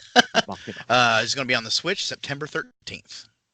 NHL 20. I guess for the PS4 and Xbox September 13th. The first black guy I'd ever seen in NHL. And then I was like, ooh, this feels weird. I'm about to say in NBA or something. 2K sport. Did you? I don't think you were on the show. Y'all were on the show when me and Jonathan talked about it. Were y'all on the show when we talked about the NBA, the actual like fucking slot machines and shit? Did y'all watch that trailer? No, I didn't see the trailer one. No. Oh my god, dude! Jonathan watched it mid-show. Like we were mid-show and I had him watch it mid-show. They show actual slot machines, actual Plinko machines, actual like 2K is just like, yeah, we don't give a fuck. We've been doing this for a long time. If you don't want to, don't buy the game. Like straight up, like they just don't shit. Oh, it's like, straight ridiculous. Oh, Go dude, look it up. It's the My Team trailer of NBA 2K20. And it's hilarious. And it's already out, but it's hilarious as to them guys being like, dude, with all this government shit going on right now, you got cases of this. And y'all are going to do this? Like in your game's rated E. So like, it's just crazy. Did EA pay them to go ahead and do that so they could take focus off? Yeah. Pay it too horrible. Look at shit, what's the game thinking about? I bet that's how Borderlands is going to be. I bet Borderlands is going to have some sort of cosmetic shit like that too. I'm sure. Some ungodly cosmetics going to cost a lot of money to get. Look at, just kind of like Apex's $20 skins. I'm sure it's going to be something like that. But it looks awesome though. So awesome looking skin. Oh, it does. We're going to go into a couple reviews here. It's going to be a new thing we kind of do. Like I said, we're going to be introducing new stuff to you guys. We're going to be doing a new thing to where when we play some new games, which lately 3 of us have been playing some brand new games, and we're going to give some reviews and do some questioning and things of that nature. We'll start out with Jonathan here. Jonathan's been playing. What have you been playing, buddy? I've been playing the new Blair Witch game thanks to Xbox Game Pass. So that's been best deal. Best deal in gaming? Best deal in gaming. Well, I'm kind of pissed off because they just came out with that $2 for 2 months now instead of the 1 for 1. So Actually, if you would have done it right, buddy, if you would have done it when I told you to, the day of E3, you would have however long. So like me, I had 2 years of Xbox Live time at that time. Uh-huh. I paid $1, and it gave me 2 years of Xbox Game Pass Ultimate. So It was like a mistake or something. No. That's with everybody. People were buying. You could do it up to 3 years. So people were buying 3 years of Xbox Live and then paying $1 just to get it because the price matched out to like $2 a month. Oh, nice. Yeah. Yeah. But anyway, Well, I didn't do it, so I mean, fuck. But still, $2 for 2 months. That's pretty good. So go out there and get it. Yeah. It's still not a bad price for what you're getting. It's not. Mm-hmm. Go ahead, buddy. All right, so Blair Witch, man. Blair Witch. I'm going to go ahead and give you a quick synopsis. There's a witch in fucking woods. No, What's the name of Blair? I was going to spoiler. I hate that. It's Selma, but whatever. Okay, fair enough. Basically, you play this guy. His name is Ellis. He is what I found through the game is a cop / ex-military guy, and he's going through the woods trying to find this little boy. And you start going through the typical Blair Witch stuff. You see the little symbols in the air. You got to crush them, all that garbage. It was a really good game.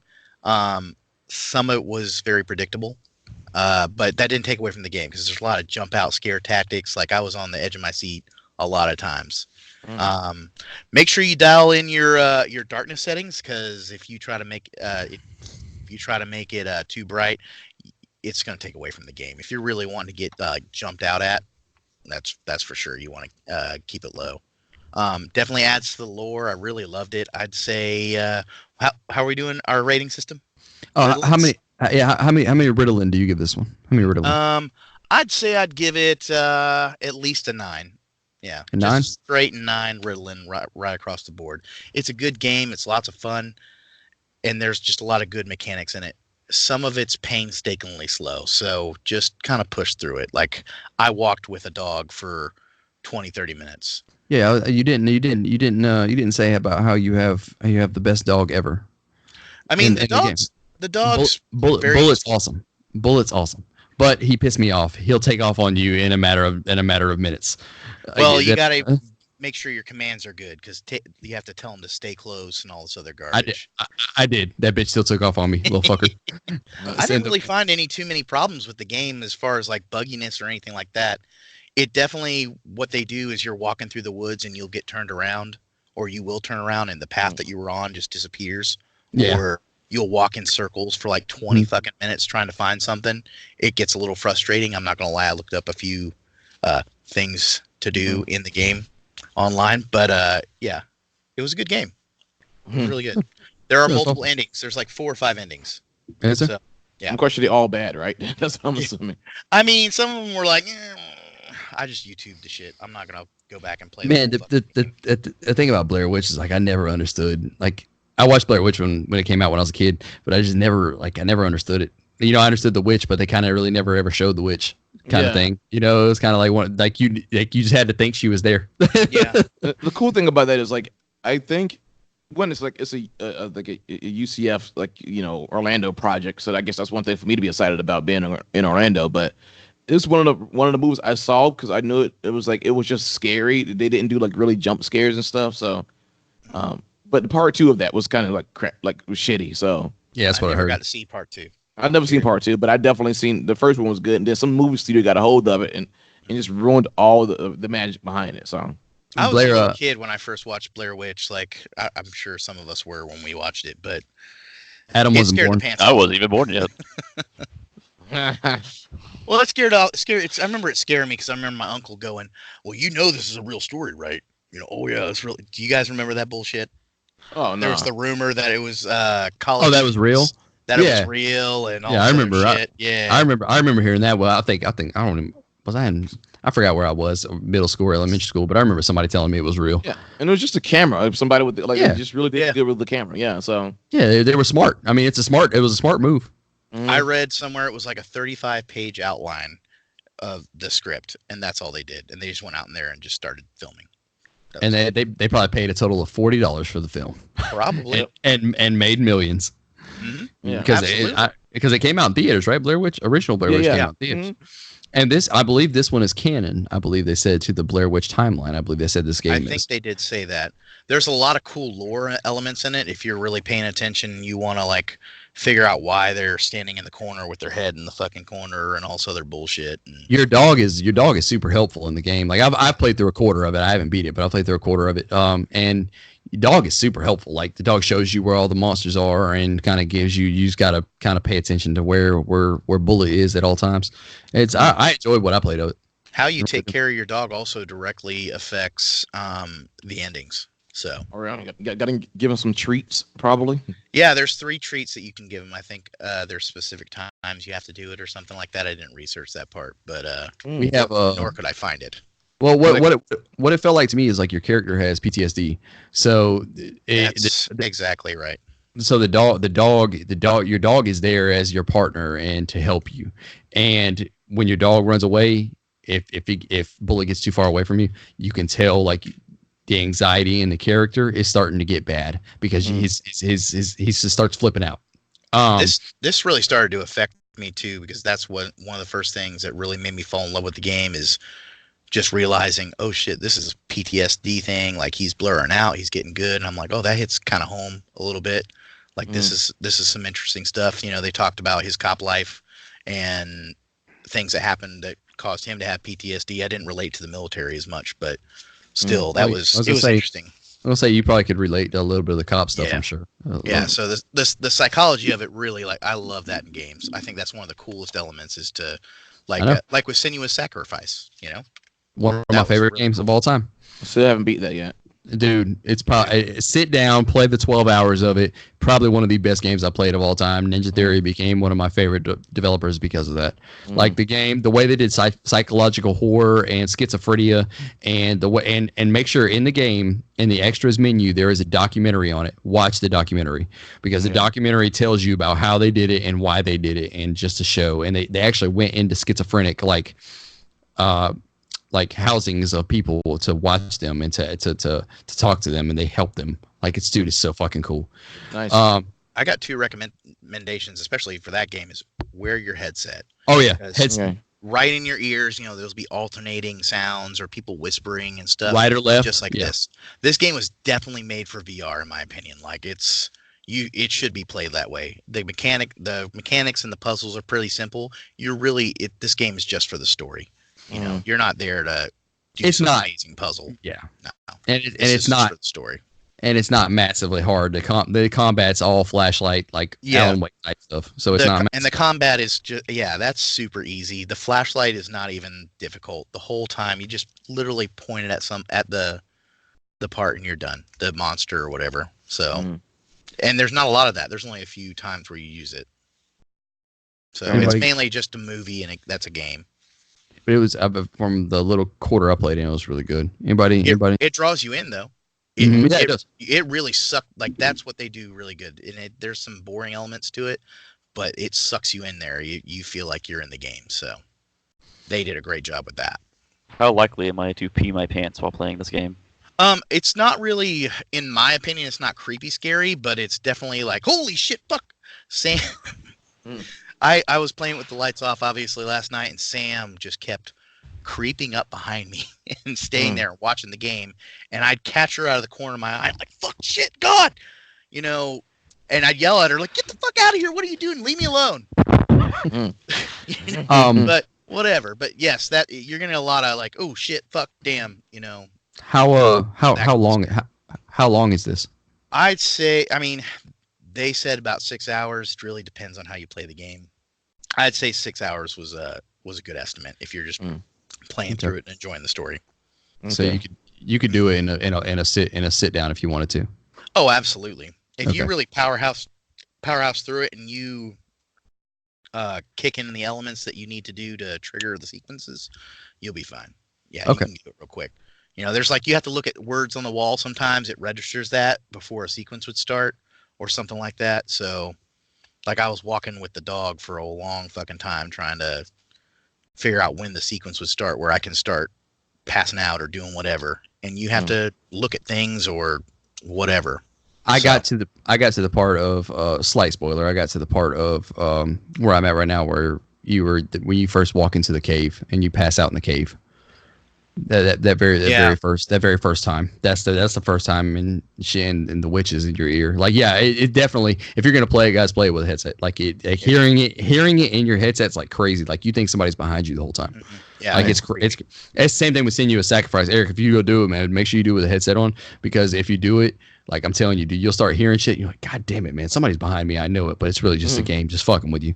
It's weird because I live with myself, so I didn't know. Like I guess like that would definitely enhance a little bit more. Oh, I should play it on PC probably. Oh yeah, you should, and play it with the lights off. And I mean, it's not horrible. Don't get me wrong, it's not scary. Seeing You a Sacrifice is not a scary game, no. but Blair Witch is one of them where if I'm gonna play it, I'm gonna play it with my wife beside me. I'm not playing it by myself. I don't do scary. I don't do scary shit like that. I don't do scary either. Yeah, she's more of a man than I am when it comes to scary shit. So anybody else got anything about Blair Witch? No, that's it. Eric, my friend, what have you been playing here? Astro Chain. So, that platinum joint. Yeah, so of course we all know, like, a lot of people love platinum because it's like definitely a lot of cult following games and stuff. Bayonetta, and there's definitely will be No More Heroes. It's a good one. So when I was seeing that platinum when Astro Chain was actually get some good reviews and stuff, I was like, well, let me go on and try this out. And I actually do enjoy it. I'm not completely done with the game, but first off, I mean, because I could go in one place, so I played it a lot. I was out on the Orlando comedy scene, and people were trying to talk to me. And I'm like, I'm just trying to play this game. Why are you trying to talk to me right now? So, so I missed some of the storyline, so I started over again when I got home. But yeah, it's pretty cool. It's you could be like, a boy or a girl, and you can adjust the color and stuff like that. But I just didn't even care about that really, because it doesn't change the way the story is. So if you whatever you pick, so if you're a guy, you actually your sister's talking a lot. If you pick the girl, then the guy be talking a lot. So the guy does all the dialogues for you and stuff. But so you pretty much play like a mute, like Link and Zelda. So, but the you're a silent protagonist then the whole time. Yeah, pretty much. Like you always gonna be regardless. Okay. But there's really cool mechanics when it comes to controlling like this like this thing they call the Legion. The Legion. So we control the legions and everything. You can wrap the chain around a monster and then lock them down. You can use you can actually jump around corners and stuff. You can have there's some legions that you can actually like jump inside of and become like armor or whatnot. Like it's but it, use it as a sword and stuff. It's all these cool things you can do. But it's a really awesome game. I'm definitely into it, and I was meaning to play it. I played some more last night, and then of course I was gonna play some this morning and everything, but I woke up and rolled right into this. It's more of almost like a beat 'em up, right? Because that's mainly what Platinum does. They do beat 'em ups, like kind of like stylish action is what they call it. Yeah, so they do have like numbers bouncing off of the enemies and stuff when you attack them. Do you get letter ranks, S ranks, and all that? Yeah, you get so if you play in the normal mode or whatever, like the higher, the higher the difficult level of points you get, so you actually do rank up, and as an officer and stuff like that. And I know that's pretty good. They said you can do like a lot of this like random shit, like you can pick up trash and be just like a good Samaritan and stuff. Yeah, they said. Yeah, I did that too. I wasn't thinking much of it. I seen the can on the ground and picked it up, and then I didn't realize. But then I walked up to a trash can and put it in a trash can. And they gave you points for it. I'm like, okay, so it's kind of that's kind of a cool mechanic to have in there, and just kind of being like a good Samaritan type, because you're a cop. So I mean, it's like nonchalantly you're doing this anyway. So that's what I was doing. I was just walking around grabbing cans. And then when I said trash can, I'll put it in there. But you also get to they have like some people have this sickness and everything from like this alternate like dimension and stuff. It's a weird storyline they have. So people have this weird sickness, and you can actually cure them with one of your legions. There's also but there's like different ones. There's like one is kind of like it's like have like just like a brawl, like beat 'em up kind of legion. There's one with a sword, and there's one with the with the arrow. And there's like four. There's like 4 or 5, right? There's like 4 or 5 legions. The one is like a dog, and then I can't remember what. And it's like one of them's like a heavy swordsman kind of thing, but they have different types and stuff. I figured the storyline would be weird. I mean, I'm I'm wanting to talk with the fucking weird ass storylines I'm going to be talking about, but Yeah. but that's it looks so fun. I mean, I've been seeing people playing in here, people talking about it, and giving really good cool. reviews. Yeah. What's your how many Ritlins you giving this bad boy? I would give it an 8, and one giant Kirby dick. Oh, it's a pretty good score. That's pretty really good. So basically, it's epic. So basically, it got a 10. Jesus, Pretty much a 10. Because it's like 2 that points bumped it there. right up. Yes. Oh Jesus, well, that's great, man. This is one I've been wanting to play because I love Platinum games. Near Automata is one I loved, and I couldn't even. I had to ask. I couldn't even think about if they made it or not. But I loved that game, and I loved Bayonetta, of course, and Bayonetta 2. I'm hoping we see something by Bayonetta 3 soon. But I thought we was gonna see it in the direct, so I'm kind of surprised. Me too. I think they're waiting until E3 next year. I guess it'll be E3 next year, and same thing with Metroid Prime 4 as well. So that one they just restarted, so I don't know if they're they're like gonna a year or so back. But it takes like I guess you're right. I'll tell you if they're smart enough. Just to go on this little rant real quick, if they're smart enough, next year E3 they will say that because of the new consoles launching next holiday season, they will go ahead and say that Breath of the Wild 2 will be out next holiday. Bayonetta 3 will be out next holiday, and they'll launch Metroid Prime 4 as just to try and compete with the consoles. Do you think they would do like a new Nintendo Switch or a Nintendo Switch Pro or something? There's been rumors of that Switch Pro for a while, and about having a better processor and running better and better graphically and all that. But I don't know. I don't know if there's that much of a market of somebody to pay $500 or $700 for a Switch Pro. I really don't. I think that they won't. I mean, they have I guess it's like a new Tegra processor that got to come out at some point. That's probably gonna be on par with like the Xbox, pretty much. So that's what people are probably waiting on. And I think even Nintendo, if they did it, they would still support the old game. They still support the old Switch as well. So it's kind of like they did the 3DS, they did a new 3DS. They still supported it still ran like crap on the old 3DS, but it ran. So wow, this dude's a clown. Oh, sorry, not talking about you. Well, no, I'm talking about. I don't know how well you guys are of football news. I'm talking about Antonio Brown. This dude stopped playing because I don't even want to get into it. Fuck it. It's a game podcast. Yeah, fuck it. Anyway, I'm in like 3 fantasy leagues, and I got texts about it, so it cracks me up. But anyway, so you gave this an 8. What I mean, is there any? Well, I mean, it's obviously a great score. What knocks it down? Is there anything that knocks it down, really? To me, really, it's just the length of the game. Like, it's really, I'm almost at the end of the game pretty much already. It's quick. Yeah, it's really not that long of a game, and the dialogue was kind of wonky and stuff. But for me, it's just like I wish it was longer. I mean, and this is coming from a guy that spent close to 65 hours, or close to 70 hours on Final Fantasy X. So yeah. I really that's about normal. Yeah. When you say the dialogue's wonky, do you mean like the writing is wonky, or like the voice acting just sucks? The voice acting sucks. Okay, I think that's what it really is. Like, the story is great, the voice acting sucks. But that's really it. But I mean, so to me, weird, because Bayonetta, really good voice acting, very good dialogue, going back and forth and stuff. But this right here is like very anime-esque and stuff in the way they do things. So to see them go from the way Bayonetta is to this, is like, well, this is kind of a little weird. But at the same exact time, I think for all the RPG elements they got in there, I wish it was longer. So I think. Oh, go ahead. What about performance on the Switch? Like performance-wise, it runs. Yeah, it runs really good. I mean, I've seen some slowdowns every now and then, but that's very hard to come by. But yeah, I mean, the resolution is pretty decent, and I know they got a dynamic resolution, so the performance is good overall. Still, I'm okay with it. Okay. All right. Well, I guess we'll move on to mine. So I've been playing Control. This is Remedy's newest game. It's published by 505, so you don't expect a massive budget for it. Mm-hmm. But honestly, this game takes off. I mean, it looks like a AAA game. I guess you can consider it a AA because it's 505 publishing. To me, it's considered a AAA because this game it's amazing. Like I said, went to bed this morning at whatever time I told you, 4:30. I rolled credits this morning at 4:30, so I beat the game this morning, and about 16 hours. You're this character, this chick named Jessie Faden.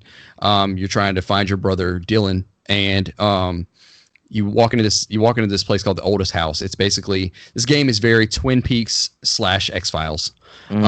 It's very fucked up. It's very weird. You don't understand it. You're not going to understand anything going through the whole game. I mean, but you start to.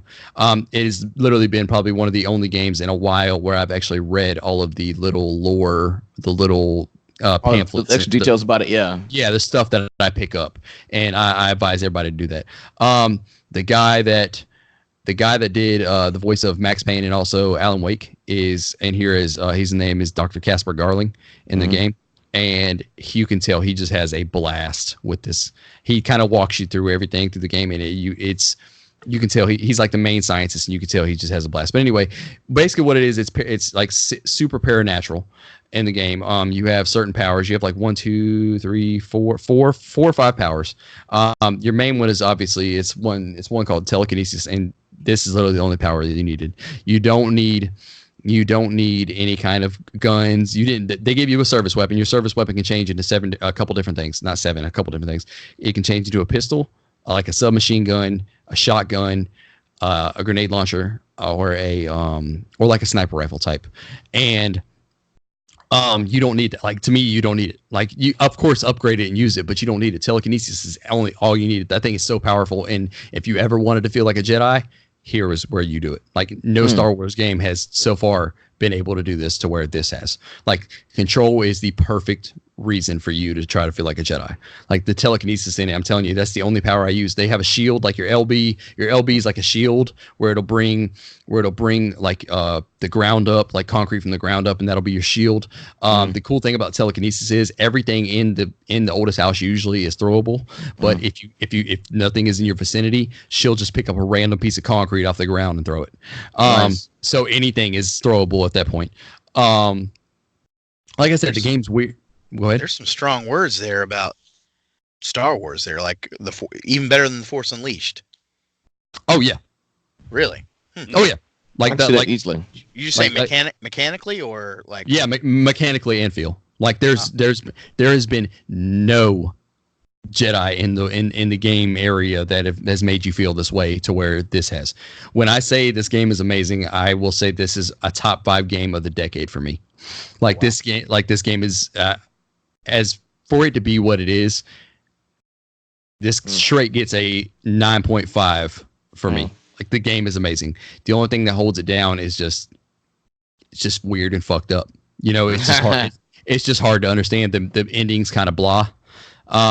Yeah. Especially because it sneaks up on you. It kind of sneaks up on you, but it doesn't. Like I said, I put about 16 hours into it. I didn't complete it. I didn't fully 100% it.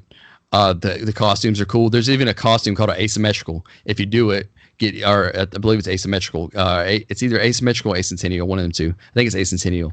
You look like a fucking Jedi. Dude, the game is so fucking cool. Like, I've never had this much of a blast. And the facial features of all the characters, the scans they did, looks amazing. My favorite person in the game, his name's Ati. Ati is the janitor, and you meet him almost 5 minutes into the game, and he's so fucking weird.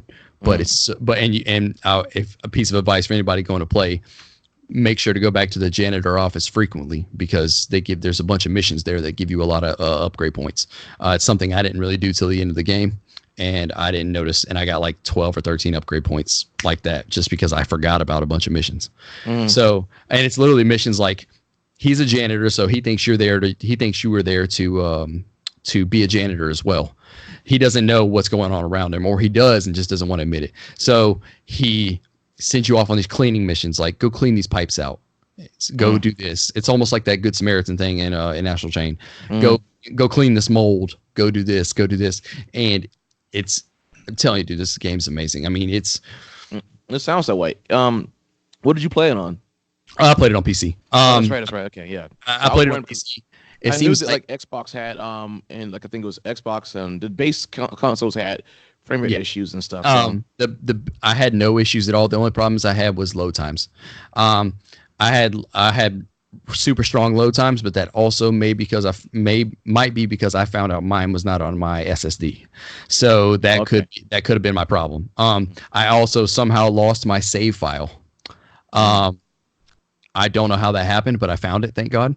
I found it actually last week before the show, and I was super excited because I was pissed off because I just started it last week. But that was probably my fault. But the game's amazing. I had no hiccups here. I've heard great things on Xbox One X, Xbox One S. I've actually heard subpar. Yeah, same thing with the X and a Pro is definitely supposed to play on. No, PS4 Pro. The PS4 Pro. No, PS4 Pro is better. I mean, the X is definitely the best one. Yeah, but the PS4 Pro has like massive hiccups. You definitely need to have a pro. You definitely need to have the higher tier of the consoles in order to have it. But like I do have it, One X. So if I was to play it, I would either play it on that or I'll be playing on my PC because obviously like the X and the PS the X and my PC is pretty much very close to each other in graphical power at this point. Yeah, I had no hiccups. I mean, you could definitely tell like if there was the only hiccup I think I've ever seen, like if there was a bunch of what they call the hiss, the enemies called the hiss. If there was a bunch of hiss on the screen at one time trying to fight like at the end, and if I was throwing a bunch of powers out, I might drop down to like 30 frames a second instead of 60. But it ran fine. Besides that, the issues they were saying on the PS4 Pro, what I heard is like if you pause, and as soon as you hit pause and go out of the pause menu to go back into the game, it just gives you a quick jitter, and it's like blah, blah, blah, blah, and then it goes. But that's the only issues I've heard for the PS4 Pro. But I mean, everything else I've heard the best place to play is PC or Xbox One X. But I mean, the game, I'm telling you, if you get a chance to definitely play it, it's definitely one that you should play. Remedy's a wonderful director. It's written by Sam Lake.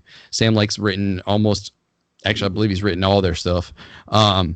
Sam Lake's a wonderful writer. Like I said, it's just fucking weird. Just be ready to be weirded out and kind of not understand stuff. But it's so funny because the way you get these powers is they're from these things called objects of power. Yeah. Like you get telekinesis from a floppy disk. Nice. A massive floppy disk that's this big that held the Russian launch codes back in the 80s. Like everything's analog inside the oldest house because they don't allow radio waves inside there at all. So everything's analog, so everything's super old. There's a bunch of those like objects of power, and they're like dumb stuff, like a rubber duck, a street light, a stop sign. I think I seen a flamingo, a mannequin, Japanese like paper lantern, like one of those paper lanterns you would see in Tokyo Town. Like little stuff like that, and it's like objects of power, and they call them AWEs, which are I can't think about what the actual name is for it, but they're the smaller version of an object of power. Object of power gives you the power, so it gives you your powers are telekinesis. What's the floating one? It's I just said it. Levitation. Your shield. And then seize, which means you can turn somebody on your side. So you have to get them down to low health, and you can turn them on their side. That's very helpful to do. I didn't do it as much, and I didn't use my shield as much as I should have because there's no like cover shooting. I mean, Remedy games aren't really cover shootery. Besides break, they're mostly you run the hell around and use your bullet time and all that. But it's amazing, man. Sounds that way. You said something about the ending sneaks up on you without giving anything away. Did you mean like it's kind of like a surprise ending, or no? It's literally like random. Oh shit! I just finished this game. That's literally what it is. So it just kind of boom. Over. Yeah, I mean, it's like you're doing all this stuff. I mean, I don't want to say it fully sneaks up on you, but you do get a mist of that. Like you'll be playing and you'll be enjoying yourself, and then you'll just be like, this feels like the end of the game. Oh, okay, yeah, that's the end of the game. Oh, okay. And then that's where it goes. And like I said, the ending is just so weird. The ending part of this is you go into this dream sequence. I'm not gonna say anything more. You go into this dream sequence, and the dream sequence is just fucking weird, and you'll see what I mean when you play. I definitely would like people to play this so we can have a episode about it. I literally just want to get on here and talk about it because there's so much in my mind right now I would love to talk about I'll it be because playing it this week if I can. It's that. I try to get it this week after I finish Astro Chain. Dude, I'm telling you, it's amazing, and play every chance you get and read everything. Like that's the easiest. It's fucking weird because you have to read everything to understand it. Like you have to read all the little blips you find and all the stuff you find, and it's kind of Metroidvania, but it's not, because once you start, because you'll see this place and you're like, oh, there's a supply cache up there. Mhm. Yeah. I can't get to that right now. Okay, I got levitation. Now I can go get to that. So Yeah. it's kind of like that, but then it's not at the same time. Mm. So yeah, it's a blast, man. Like I said, I gave it, to me, I'm giving it a 9.5. I love it. The game's it's my game of the year this year. That's Nice, kind nice. of the opposite of Blair Witch. Blair Witch at the end, when you're getting to the end, you're just like, fuck, can we end this already? Like, Jesus Yeah. Christ. I hate doing that. That makes me not even want to finish it. Mm. I mean, It- I'm sure it's a great game, but it's worth doing it, but the last bit, it just seems like they made it a little extra long of just doing the same repetitive thing. So that's the only thing. Oh, my only complaint about it really is just the painstaking. But it also, some of it gets you in that mindset of like, I need to be scared. So Okay. yeah, but and this one, and Control, man, there's no scary parts. Like they put it to be like a scary game. It's freaky. It's spooky. It's definitely a game where if you play with your lights off, you're like, oh shit. Like it's kind of one of them, because the ambient sound around you, you'll hear the hit you. So the hiss have taken over control of mostly everybody in the FBC, which is the Federal Bureau of Control. Mm.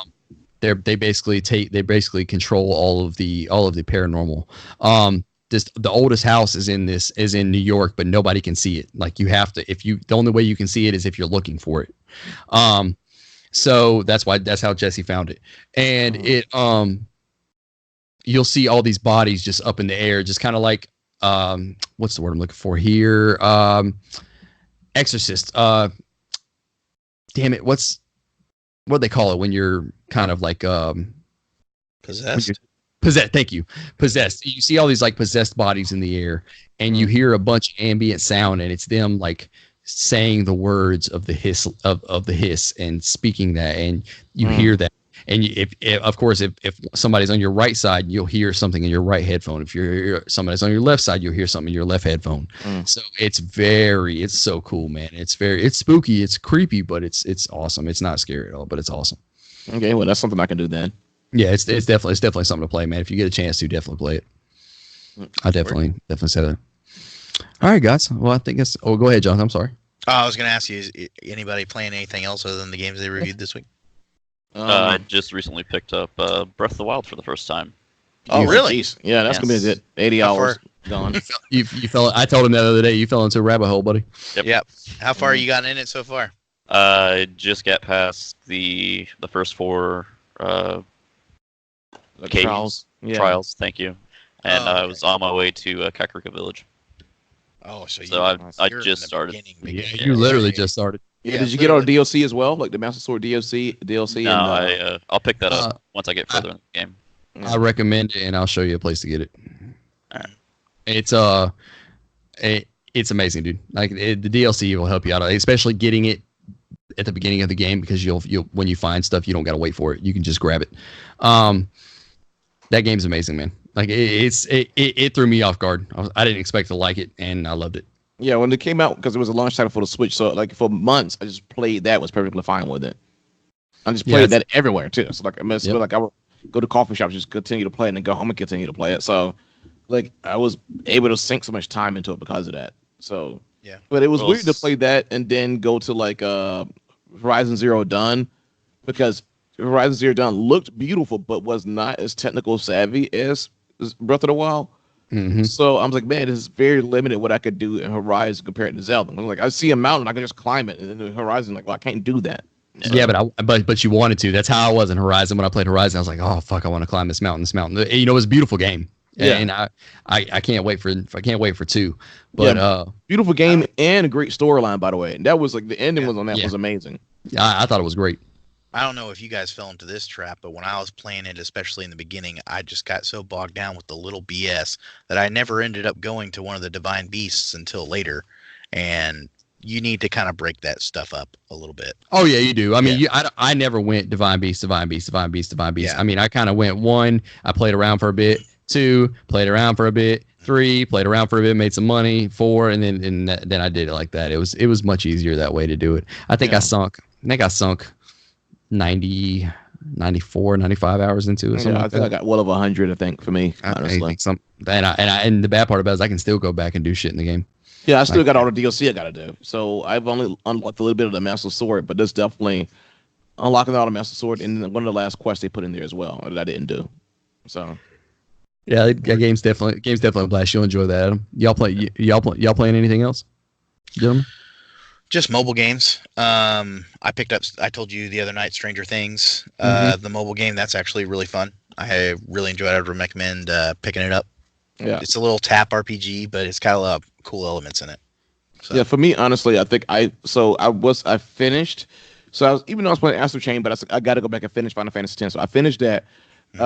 Very could things. One of those things you have to look back at the lore a little bit more to understand it, because it's it's one of those weird things where you think it's time travel, but it's not real time travel and stuff, and the storyline's a little weird, So, but because I got the collection of it, so I started Final Fantasy X too, but I was like, well, this is like being I said I can't dump much time into this stuff again, and it's one of those weird things that I really wish I would have like read the wiki and stuff a lot beforehand, because even though I was really being like taking my time searching stuff, I realized I missed some things and I couldn't get some of the summons I wanted to get in the game. So that kind of sucked.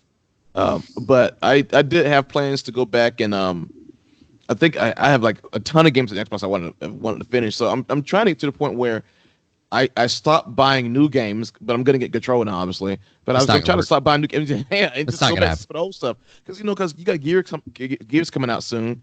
Well, it's already out now, I think, for us on the Ultimate Game Pass. But it's that's what I'm playing. That's my next one. Yeah. So it's weird. Yeah, it's just too much stuff to try to keep up with. So I know I need to do that with Control. Yeah, video games are weird now, man. I mean, you get so many releases per year now, and it's been happening in the last 2 or 3 years compared to what it used to be of a couple good games a year, instead of you're getting 9 or 10. That's what's really getting me, because and they don't space them out either. They cluster them all together at one good time, and if you missed your chance to play it, then it's gone. Like I haven't played Assassin's Creed Odyssey just because it came out when something else was out. So that's why it's definitely gotten better over the years, because remember back when summer you didn't have jack shit at all, period, in the story. There was like a good 4 or 5 month block where you didn't have video games. But see, that's what I want. Yeah, I want that. So that gives you time to catch up. That's what I want. That gives me time to say, like, this year, there was a couple months this year, I believe it was summertime, where it was like nothing dropped. And it was perfect timing of going back and playing some of the back catalog of something that I wanted to play. Like, I got Alan Wake beat. I had never beat Alan Wake. I got Alan Wake beat when Epic Game Store dropped it for free, because it was just something. It was something to do while I'm waiting on something new, and that's what I want, man. I don't want these.